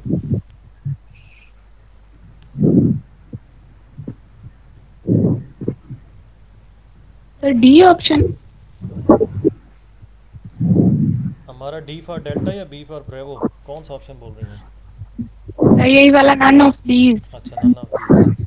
अच्छा जी, और जरेश, मारिया, एक मिनट पता नहीं। तो बहुत बहुत ही चले, आप लोग मैसेज भी कर सकते हैं, ठीक है, ये किसी ने मैसेज किया अक्सर जीनत, ये ऑप्शन, बाकी लोग मैसेज करें बेशक। मारिया आवाज़ थोड़ी ज़्यादा आ रही है, आप म्यूट करके मैसेज कर दें, मैसेज कर दें आप। मारिया, अक्सर हबीब, क्या ऑप्शन होगा इसका? मैसेज कर दें आप लोग, बी। अच्छा जी, और मंसूर, आपने कौन सा बी ऑप्शन बताया जी? जी सर। हाँ जी, और बुशरा बी। आगे ये है अक्सर जीनत हो गई, हमारा मंसूर, सादिया। बहुत बेसिक क्वेश्चन है ये। Sir B. हाँ जी, इसका ऑप्शन बी करेक्ट है। जो यूनिटी मैट्रिक्स, इसका हमने एक रिजल्ट भी किया था। ये वैसे बहुत ट्रिवियल सा क्वेश्चन है कि जो आइडेंटिटी मैट्रिक्स है उसका रैंक एन ही रहता है, उसका रैंक कम नहीं होता। ये तो एफएससी का क्वेश्चन है, इसको आप जब एफएससी के कोर्स कर रहे होंगे तो फिर हम इस क्वेश्चन को करेंगे, जो 60 नंबर है और 61 क्वेश्चन है।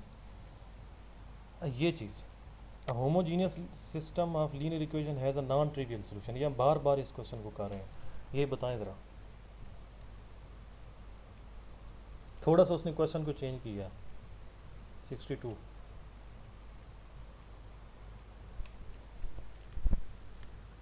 सर ए।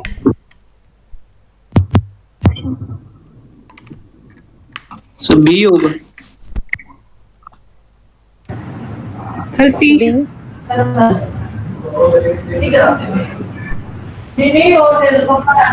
इंफॉर्मेशन बता देता हूँ किस टाइप का क्वेश्चन वो पूछ रहा है।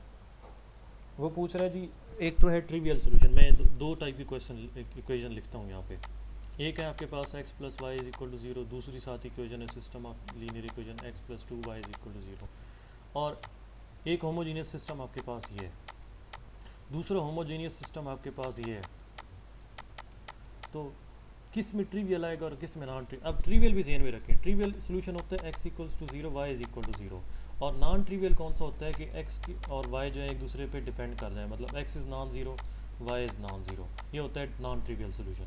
तो मुझे बताएं किस में ट्रिवियल सोल्यूशन आएगा और किस में नॉन ट्रिवियल सोल्यूशन आएगा? फर्स्ट में नॉन ट्रिवियल और सेकंड में ट्रिवियल। नहीं, उल्टा हो गया। x+2y में नॉन ट्रिवियल होगा। नॉन ट्रिवियल होगा और दूसरे में क्या होगा? दोनों सिस्टम ऑफ दूसरे इक्वेशन में है। नहीं, दूसरे वाले में ट्रिवियल नहीं होगा। ट्रिवियल होगा। दूसरे वाले में मतलब अगर x आप प्लस 2y दोनों में को ट्रिवियल कंफ्यूज नहीं। कर रहे हैं ना, मैं इसको थोड़ा चेंज कर रहा हूँ, इसको 3x प्लस 2y फर्ज करें कर लें। मैं तो एक एग्जांपल दे रहा हूँ ना। तो अब जो ये वाला है, ये इस होमोजीनियस सिस्टम में एक इक्वेशन है और इसमें दो इक्वेशंस हैं। तो अब आप इसका कह रहे हैं कि इसका सोल्यूशन क्या होगा? ट्रिवियल होगा। और इसका सोल्यूशन क्या होगा? नॉन। इसका सोल्यूशन नहीं, क्या होगा? उल्टा कह रही हूँ तो। इसका क्या होगा? नॉन ट्रिवियल होगा। Non trivial. तो अब जरा कंपेयर करें, इसमें अननोन कितने हैं? दो हैं, और इक्वेशंस भी कितनी हैं? दो हैं। यहाँ पे क्या हो रहा है? अननोन दो हैं बट इक्वेशंस कितनी हैं? एक है। तो एक चीज़ ये माइंड में बस फिक्स कर लें कि जब भी अननोन ज़्यादा हो और इक्वेशंस कम हो तो सोल्यूशन जो है वो क्या आ जाता है? नॉन ट्रिवियल आता है। ठीक है, वो इस टाइप का ही सोल्यूशन आता है। जैसे यहाँ पे क्या आएगा? यहाँ पे सोल्यूशन आ जाएगा y is equal to -3/2x। तो ये नॉन ट्रिवियल सोल्यूशन, x को चेंज करते जाएंगे y की वैल्यू चेंज होती रहेगी। यहाँ पे अगर आप देखें तो दोनों इक्वेशंस को आप सॉल्व करते हैं, x कैंसिल हो जाता है, y की वैल्यू 0 आ जाती है, y की वैल्यू 0 होता है, x की वैल्यू 0 आ जाती है। तो जब इक्वेशन नंबर ऑफ अननोन्स और इक्वेशंस जो है होमोजीनियस सिस्टम में जब नंबर ऑफ अननोन्स और नंबर ऑफ इक्वेशंस इक्वल या उससे ग्रेटर हो तो आपका सोल्यूशन जो होता है वह क्या होता है? ट्रिवियल आ जाता है। जब भी रैंक कम हो जाता है, बेसिकली रैंक कम होता है ना, तो जब रैंक कम होता है तो आपका सोल्यूशन जो है वो नॉन ट्रिवियल आता है। ये एमसीक्यू है यहाँ पे। तो अब आपका ऑप्शन कौन सा है? ए ऑप्शन है। Number of unknowns exceeds the number of equations. ठीक है जी, जब उससे बढ़ जाए। ठीक है जी, ये क्वेश्चन रिंग का भी बन सकता है, मैट्रिसेस का भी बन सकता है। कौन सा ऑप्शन है इसका? ग्रुप का भी ये बन सकता है। आइडेम्पोटेंट। ये आइडेम्पोटेंट। Sir idempotent. ये आइडेम्पोटेंट जी की सर, तरफ। सही है। तो इसके बाद ये अभी इसी को देखें, क्वेश्चन रिपीट हो गया। ये देखें ज़रा, अब आपका ऑप्शन गलत नहीं आना चाहिए क्योंकि अभी इसको क्वेश्चन को कर चुके हैं। सर बी है। Sir B option. B. Rank Sadia C. एक आए, एज रैंक इक्वल आ जाए तो फिर तो वो सोल्यूशन जो है वो ट्रिवियल हो जाता है, इक्वल टू 0 0 आ जाते हैं। रैंक अननोन्स की इक्वल आ जाए तो वो तो इक्वल टू 0 हो जाती है ना। जब रैंक कम हो जाता है, यही चीज़ तो उधर भी हम डिपेंडेंट के केस में पढ़ रहे थे, जब रैंक कम हो जाता है मैट्रिक्स का, जो कोफिशिएंट मैट्रिक्स है उसका रैंक जब कम हो जाता है अननोन से, तो फिर नॉन ट्रिवियल सोल्यूशन आता है। सर बी ऑप्शन था। ये इसका बी ऑप्शन है।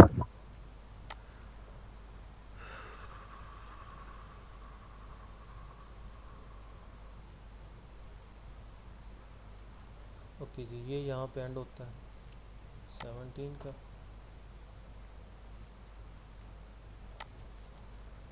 ये आ गया 15 का। इसमें काफ़ी आगे जाके वेक्टर स्पेसेस का क्वेश्चन आता है। इसमें थोड़े से मुश्किल क्वेश्चन आते हैं। ये 15 का जो था और इससे 11 में तो और भी मुश्किल क्वेश्चन आते हैं। अम्म,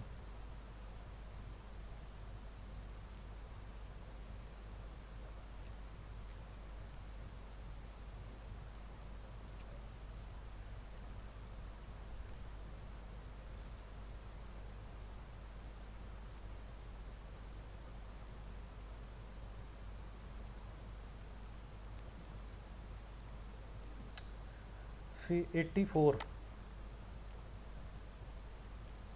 इसमें नहीं हो रहा, हाईलाइट नहीं हो रहा।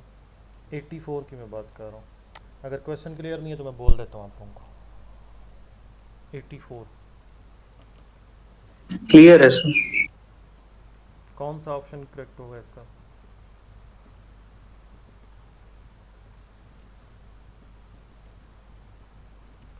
आप लोग मैसेजेस में बेशक बता दें, मैसेज करके।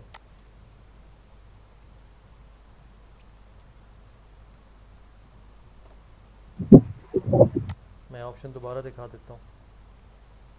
विच of the following is not a vector space?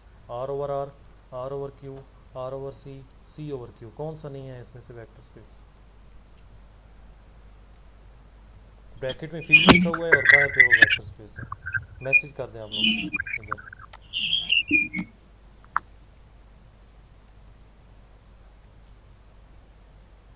नहीं समझ आई जरेश? नहीं। Bushra? No sir. Amara? Sir R over R तो नहीं होगा, इतनी समझ आई है। हाँ वो समझ बिल्कुल गलत आई है। अच्छा अबीब? सर डी ऑप्शन नहीं। एक मिनट सबर करें। अच्छा अबीब गायब है। मारिया मीर?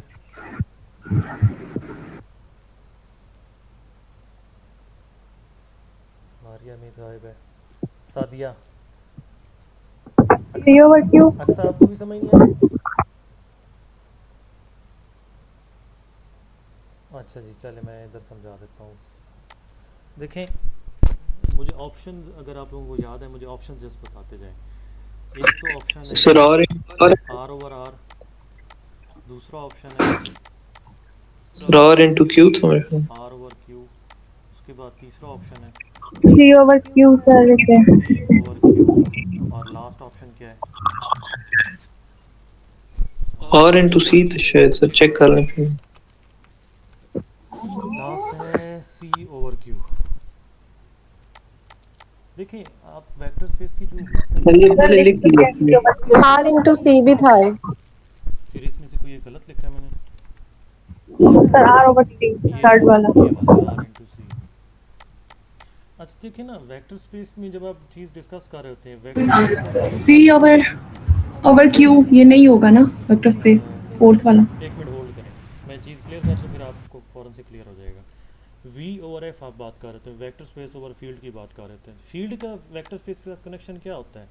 आप ये कह रहे होते हैं कि एक तो पहला ऑपरेशन आप डिफाइन करते हैं vector addition, v1 plus v2 किस में आना चाहिए? v में आना चाहिए। दूसरा आप क्या कर रहे होते हैं? स्केलर मल्टीप्लिकेशन डिफाइन कर रहे होते हैं कि अल्फ़ा टाइम्स v किस में आंसर आना चाहिए? v में। इसमें अल्फ़ा कहाँ से आ रहा होता है? अल्फ़ा आ रहा होता है फील्ड का एलिमेंट, और v किसका एलिमेंट होता है? कैपिटल V का। अब ज़रा पहले पे आ जाए। ये फील्ड है और ये वेक्टर स्पेस है, इन दोनों के एलिमेंट्स को मल्टीप्लाई करें तो आंसर किस में आता है? आर में आ जाता और मी है। ठीक है जी। अब इस पे आ जाए, इसका एलिमेंट पिक करें, इसका एलिमेंट पिक करें, दोनों को मल्टीप्लाई करें, आंसर किस में आएगा? आर में आ जाएगा। ठीक है जी। हाँ जी। मैं पहले फोर्थ ऑप्शन को डिस्कस करता हूँ। रैशनल नंबर के एक एलिमेंट पिक करें, कॉम्प्लेक्स नंबर के एलिमेंट को पिक करें, दोनों को मल्टीप्लाई करें, आंसर किस में आएगा? सी में आ जाएगा। यहाँ Yes, पे sir. क्या प्रॉब्लम है? सी का आप एलिमेंट पिक करें और रियल नंबर का एलिमेंट पिक करें, दोनों को मल्टीप्लाई करें, कौन सा एलिमेंट बनेगा? कॉम्प्लेक्स कॉम्प्लेक्स बन नंबर जाएगा। हमें किस में चाहिए? रियल में चाहिए। रियल में। आपकी जो स्केलर मल्टीप्लिकेशन है वो वेल डिफाइन नहीं है, तो ये आपकी क्या है? वेक्टर स्पेस नहीं है। ठीक है जी। बाकी सारी वेक्टर स्पेसेस यस हैं। सर। आपने जब भी इस टाइप का क्वेश्चन है आपने बेसिक चीज़ देख लेनी है ना कि आपको पहली कंडीशन है, एक तो वेक्टर एडिशन है, जो दूसरी कंडीशन है उसमें क्या है, स्केलर मल्टीप्लिकेशन डिफाइन होनी चाहिए। तो इन सब के केसेस में तो स्केलर मल्टीप्लिकेशन डिफाइन है, वेक्टर स्पेस में वो एलिमेंट आ जाता है, इसके केस में भी आ जाता है, बट यहाँ पे नहीं आता। आप कॉम्प्लेक्स नंबर एक पिक करते हैं, कॉम्प्लेक्स का एक स्केलर नंबर पिक करते हैं, उसको जब आप जो रियल नंबर के साथ मल्टीप्लाई करते हैं तो वो रियल नंबर का आंसर नहीं बनता, स्केलर मल्टीप्लिकेशन डिफाइन ही नहीं है। अच्छा जी,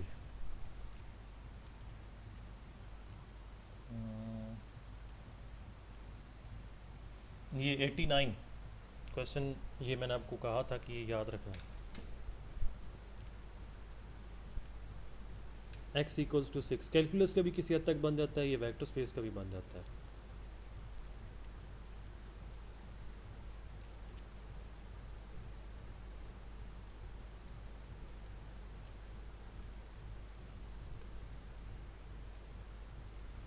x equals to 6 r cube के अंदर क्या चीज़ है, पॉइंट है, लाइन है, प्लेन है या स्पेस है? पॉइंट।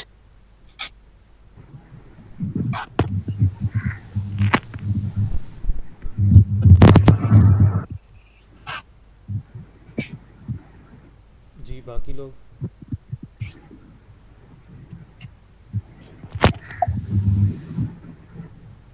नहीं समझ आई? Point sir. लाइन होगी। और ऑप्शन कोई? Sir line. लाइन ही होगी सर, पॉइंट होगी। जो असल ऑप्शन है उसकी तरफ किसी नहीं जाना चाहिए, ये देखें ज़रा, ये इसको आप याद इस तरह से कर लें।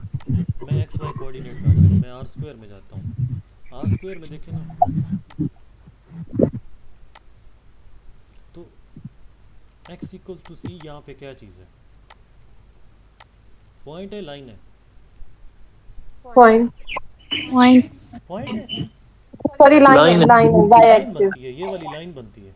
लाइन। इस टाइप की जो तमाम Yes. लाइन है ये कौन सी हैं, एक्स इक्वल्स टू सी है, ठीक है, ये पॉइंट तो नहीं बनता। Yes sir. तो अब इसको अगर Yes. आप इसको लेके जाएं 3 डायमेंशन में,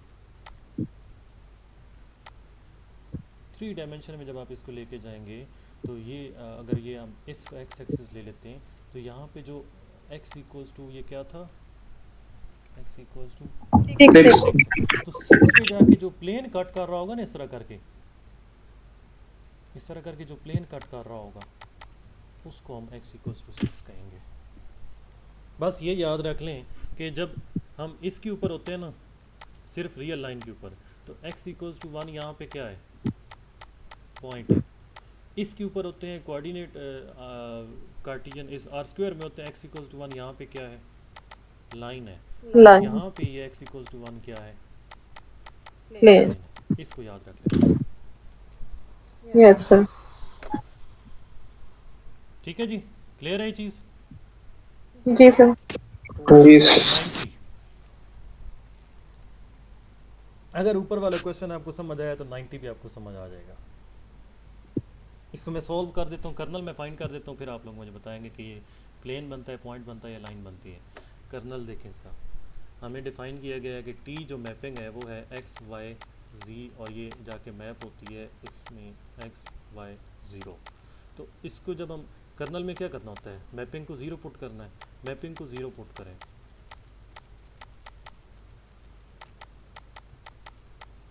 तो इसमें क्या आ रहा है, ये आ जाएगा एक्स वाई 0 इक्वल्स टू 0। ये क्वेश्चन हमने सॉल्व भी किया हुआ है, इसमें क्या आ रहा है, एक्स भी 0 है और वाई भी 0 है, और जी क्या है, जी आ जाएगा। जी 0 भी हो सकता है और नॉन 0 भी। एक इन दोनों के बारे में भी कंफर्म है कि इन दोनों ने क्या होना है, 0 होना है। जी 0 हो भी सकता है और नहीं भी हो सकता, ठीक है जी। तो एक्स वाई 0 Yes, हो sir. और जी नॉन 0 हो तो ये क्या चीज़ बनती है, प्लेन। Plane sir.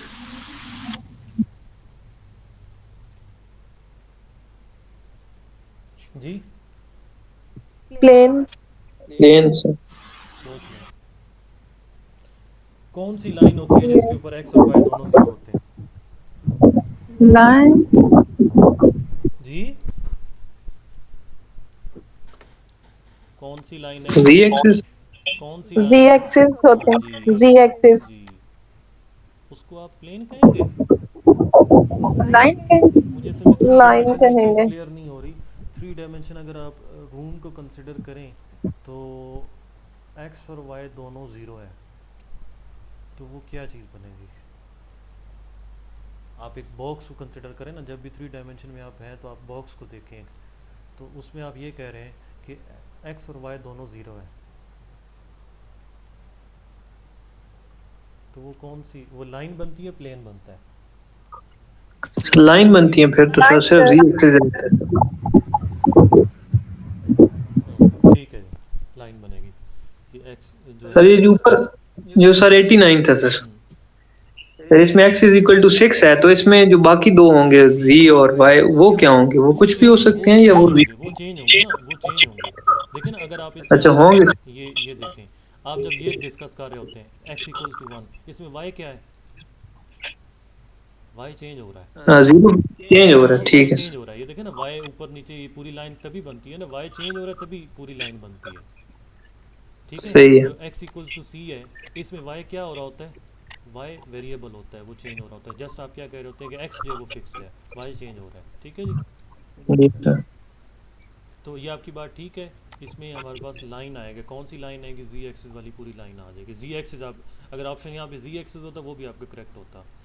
91 अभी की है। बी सर 12 आ गया। किसी को कन्फ्यूजन हो तो पूछ सकते हैं, बाकी तो आप आंसर तो पता है। अगर किसी का इसमें कोई क्वेश्चन है तो पूछ सकते हैं, अगर मैं नेक्स्ट क्वेश्चन पे चलता हूँ। 91 में कोई क्वेश्चन है आप लोगों का, समझ ना आई हो? No sir. ठीक है जी, मैं नेक्स्ट पे जा रहा हूँ। 92 देखें। 85 भी। अच्छा 24 सर। ये किसने क्वेश्चन किया है? मैं कही थी कि 85 भी है इसी का, कर्नल वाला। अब वो ग्रुप का है, हम उसको असल में, आप अच्छा जरिश है ना, हाँ जी इसको हम असल में ग्रुप में कर चुके हैं। ये मैं आपको सही बताऊंगा, फिर उसमें करेंगे हम दोबारा से। सही। अच्छा, 92 24 सर। 4 2 are 8, 8 2 are 16, 8 3 are 24। ठीक है जी, ठीक है। किसी को समझ ना आई हो तो पूछ सकते हैं जी। क्लियर है?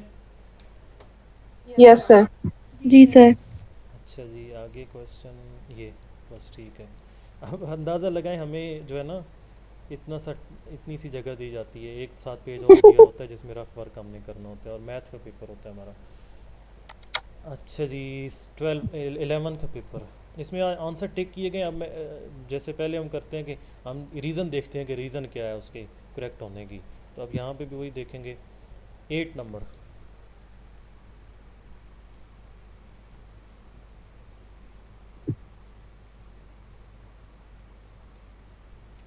ये रिज़ल्ट है आपका ना, हम थ्योरम हम करते हैं कि वेक्टर स्पेस की अगर बेसिस मींस एक डायमेंशन हमें गिवन हो, तो उसकी कोई और बेसिस बनेगी तो उसके अंदर भी नंबर ऑफ़ वेक्टर्स उतने ही होंगे, नंबर ऑफ़ वेक्टर्स ज़्यादा नहीं हो होगा। सकते, एग्जैक्टली वही होंगे।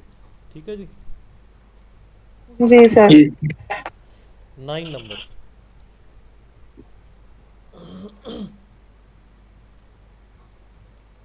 बड़ा ट्रिकी उसने पूछा है,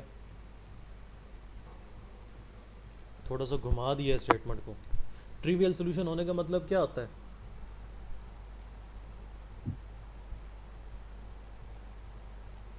इंडिपेंडेंट का मतलब क्या होता है कि कांस्टेंट 0 0, मतलब आंसर जो है वो सोल्यूशन जो है वो 0 0 आएगा ना। तो 0 0 अगर इनके स्केलर जो मल्टीपल्स हैं वो 0 0 हो जाए, वेक्टर्स के साथ जो स्केलर मल्टीपल होता है वो 0 0 हो जाए, तो वो वेक्टर्स जो होते हैं वो क्या होते हैं? इंडिपेंडेंट होते हैं। ठीक है जी, बेसिस तो नहीं बनते बट वो क्या होते हैं? इंडिपेंडेंट होते हैं।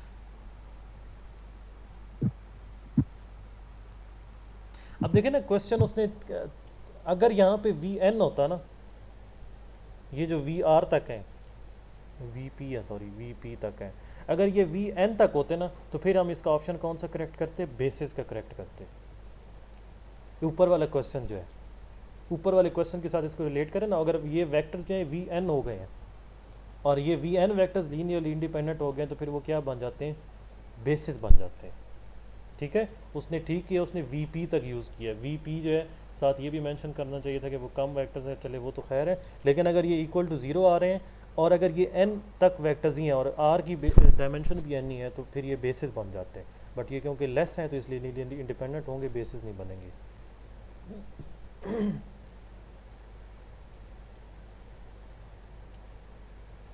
आइगन वैल्यूज़ अभी हमने नहीं किया, उसको छोड़ देते हैं। 19 नंबर देखे, मैं आपको बार बार कह रहा हूँ कि ये आपका एग्जैक्ट रिजल्ट आया पड़ा है, जो बार बार हम उधर नलिटी और रैंक वाले क्वेश्चन को डिस्कस कर रहे हैं। इसमें अगर किसी को कन्फ्यूजन है तो पूछ सकते हैं।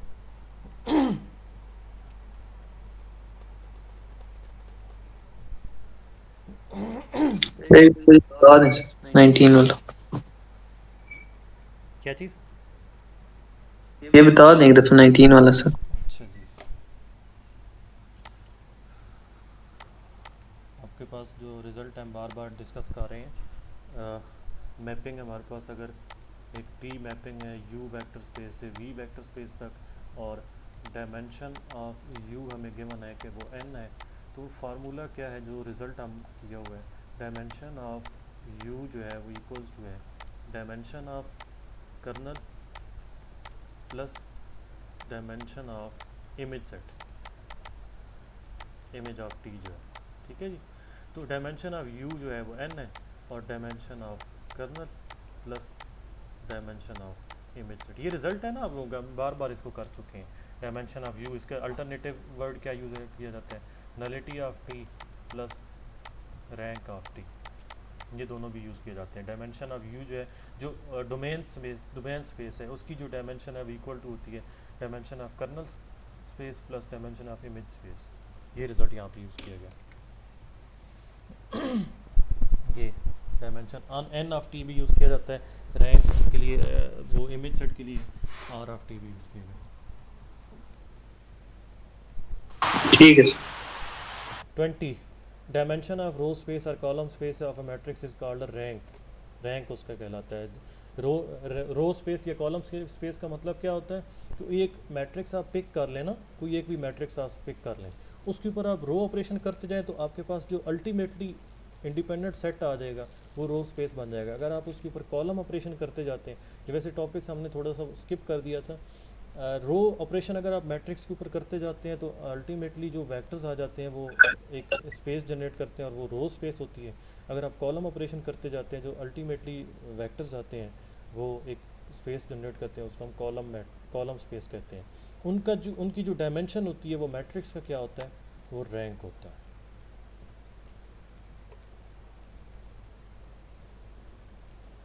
(23)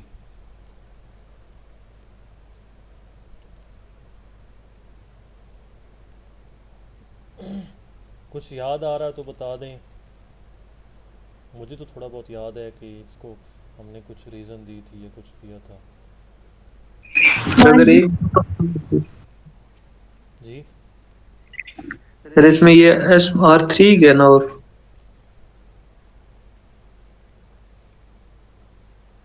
नहीं, कोई और ऑप्शन आप रीज़न देना चाहें आप में से, क्योंकि हमने ये चीज़ डिस्कस की हुई है। हाँ, क्योंकि एक रिजल्ट भी था ना कि अगर हमारे पास है किसी भी सेट ऑफ वेक्टर्स में अगर जीरो वेक्टर आ जाए तो हम उस सेट को लीनियरली डिपेंडेंट कहते हैं। 2-3 रीज़न, बिल्कुल अक्सर साहब ठीक है, 2-3 रीज़न इसके दी जा सकते हैं। अगर हम तीनों वेक्टर्स को एक मैट्रिक्स की फॉर्म में लिखें तो उसका रैंक क्या होगा, 2 होगा, ठीक है। वेक्टर्स जो हैं वो 3 है, मीन्स रोज़ उसकी 3 है लेकिन रैंक 2 है, एक रीज़न ये होगी। दूसरी रीज़न ये है कि 3 वेक्टर्स हैं और स्पेस हमारी कौन सी है, R² है, तो R² के अंदर 3 वेक्टर्स जो इंडिपेंडेंट हो ही नहीं सकते, डिपेंडेंट ही होंगे, ठीक है जी। 2-3 रीज़न इसके दी जा सकती हैं। 24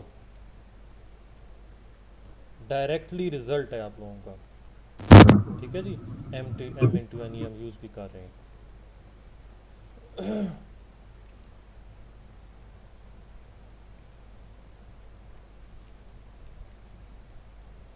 उसको हम सॉल्यूशन स्पेस कहते हैं। ये अभी कौन ज्वाइन कर रहा है,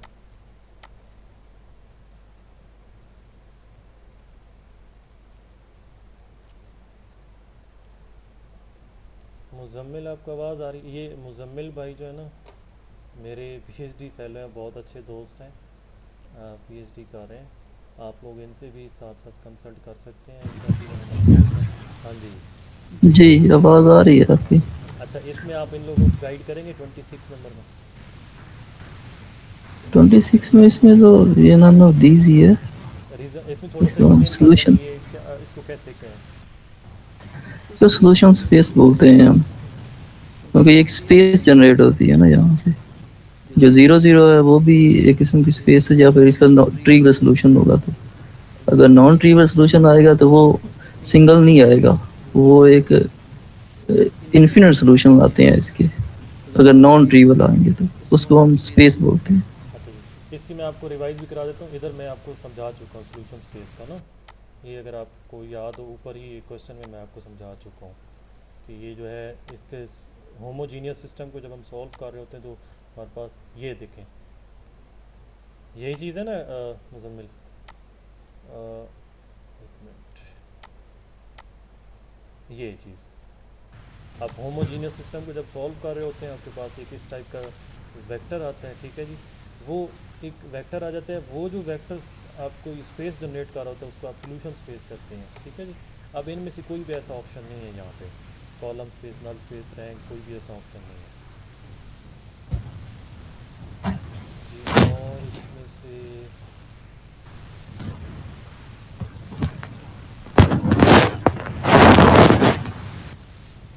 41 आप लोगों को याद होगा, ये मैंने जब वेक्टर स्पेसेस का कोर्स अभी स्टार्ट किया परसों, तो उस वक्त मैंने एक रिज़ल्ट आप लोगों को वहाँ पे बताया था। 3 रिज़ल्ट्स हैं। अब देखें अगर ये 11 में ये क्वेश्चन आ चुका है तो बाकी दोनों में से कोई एक इस साल आने के चांसेस हैं। डायमेंशन 1 हो तो वो क्या बनता है?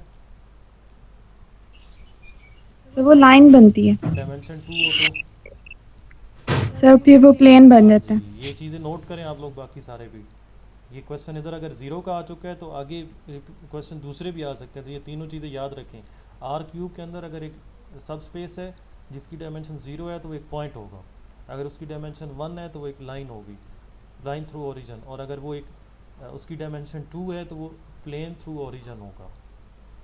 मैं इसकी ग्राफिकल भी समझा सकता हूँ, बट ग्राफिकल समझाने की इतनी यहाँ पे ज़रूरत नहीं है, आप इसको ऐसे ही याद रख लें।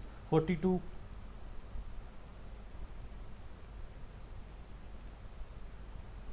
इसमें ये सी ऑप्शन में साथ वर्ड मिसिंग है, डायमेंशन लिखा होना चाहिए था।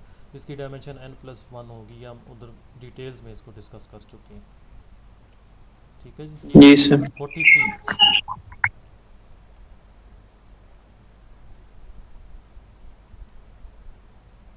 जो बाइजेक्टिव या 1 to 1 आपकी लीनियर ट्रांसफॉर्मेशन होती है वो क्या प्रिजर्व करती है? वो बेसिस को भी प्रिजर्व करती है और डायमेंशन को भी। प्रिजर्व का मतलब क्या है मैथमेटिक्स मतलब उतनी रहती है उसकी डायमेंशन। जी, अगर उसको आप डिफाइन कर रहे हैं एक वेक्टर स्पेस से दूसरी वेक्टर स्पेस तक, तो वो उसकी प्रिजर्व करने का मतलब क्या है, ये चीज़ यहाँ पे कि अगर आपकी जो मैपिंग है टी एक मैपिंग है सपोज यू से डब्ल्यू तक, तो इसकी अगर बेसिस में एन वेक्टर्स हैं, इसकी जो डायमेंशन है एन है, तो इसको जब ये अगर टी लीनियर हमें गिवन है और ये बाइजेक्टिव भी गिवन है, तो इसकी अगर n वेक्टर्स हैं तो इसकी जो इमेज सेट में बनेंगे, जो टी इमेज सेट हमें बना के देगा उसके अंदर भी बेसिस में n वेक्टर्स ही आएंगे, उसकी बेसिस में n वेक्टर्स ही आएंगे। और इसकी अगर डायमेंशन ये जैसे n है तो इसकी डायमेंशन भी n ही रहेगी। ये प्रिजर्व करने का मतलब ये है। आप ग्रुप में कुछ बुक्स में देखेंगे तो वो होमोमॉर्फिज्म को होमोमॉर्फिज्म नहीं लिख रहे हैं, वो ऑपरेशन प्रिजर्विंग मैप कह रहे हैं।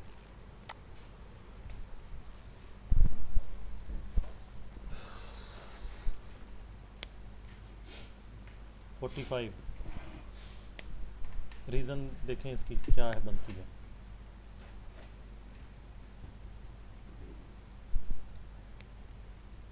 यही स्केलर मल्टीप्लिकेशन की मैं ऊपर वाले क्वेश्चन में बात कर रहा था, दूसरे जो पेपर में हम कर रहे थे। स्केलर मल्टीप्लिकेशन डिफाइन नहीं है ना, क्योंकि r का एक एलिमेंट पिक करें और उसको z के एलिमेंट के साथ मल्टीप्लाई करें तो वो z में आंसर नहीं आएगा, वो r में आंसर आएगा। तो ये z/r yes sir. Scalar multiplication define नहीं है, ठीक है।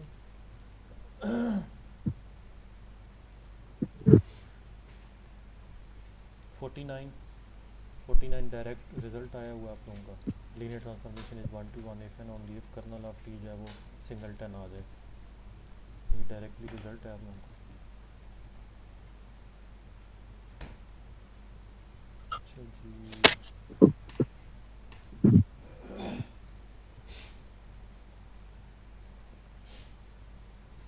64 टाइप का क्वेश्चन ऊपर भी हम डिस्कस कर चुके हैं, जो 64 क्वेश्चन है कि होमोमॉर्फिज्म जो होम ऑफ उसकी डायमेंशन क्या होगी, तो डायमेंशन उधर अभी क्वेश्चन में भी हम देख चुके हैं, 6 टाइम्स 4 24 आ जाएगी। Yes, sir.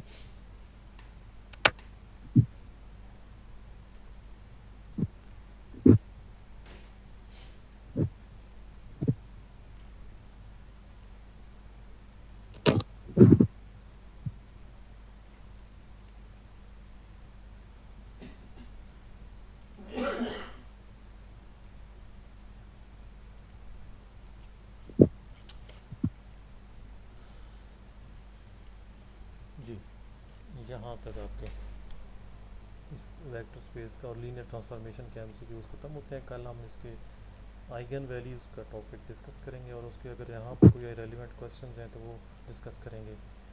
हमने एक चीज़ मिस कर दी अभी, इल्मी जो बुक वाले एमसीक्यूज हैं वो अभी हमने नहीं डिस्कस किए, तो उनको भी हमने डिस्कस करना है। आइगन वैल्यूज़ का टॉपिक कल हम पढ़ेंगे, साथ ही हम इल्मी जो बुक है उसके अंदर एमसीक्यूज हैं उनको स्टार्ट कर लेंगे। ठीक हो गया। आइगन वैल्यूज़ को आप लोगों ने रिवाइज़ करना है, सब की असाइनमेंट है, आप लोगों ने रिवाइज़ करना है कि आइगन वैल्यूज़ क्या होती हैं, इससे आगे वेक्टर्स कैसे बनते हैं, ये ज़रूर रिवाइज़ करना है। कितनी आइगन वैल्यूज़ रिपीट हो सकती हैं, नॉन रिपीट हो सकती हैं, ये चीज़ें ज़रूर इसी बुक से आप लोगों ने रिवाइज़ करनी है जो शाम सीरीज़ मैंने शेयर की हुई है। ठीक हो गया। अभी तक किसी का क्वेश्चन होता है ठीक है। अगर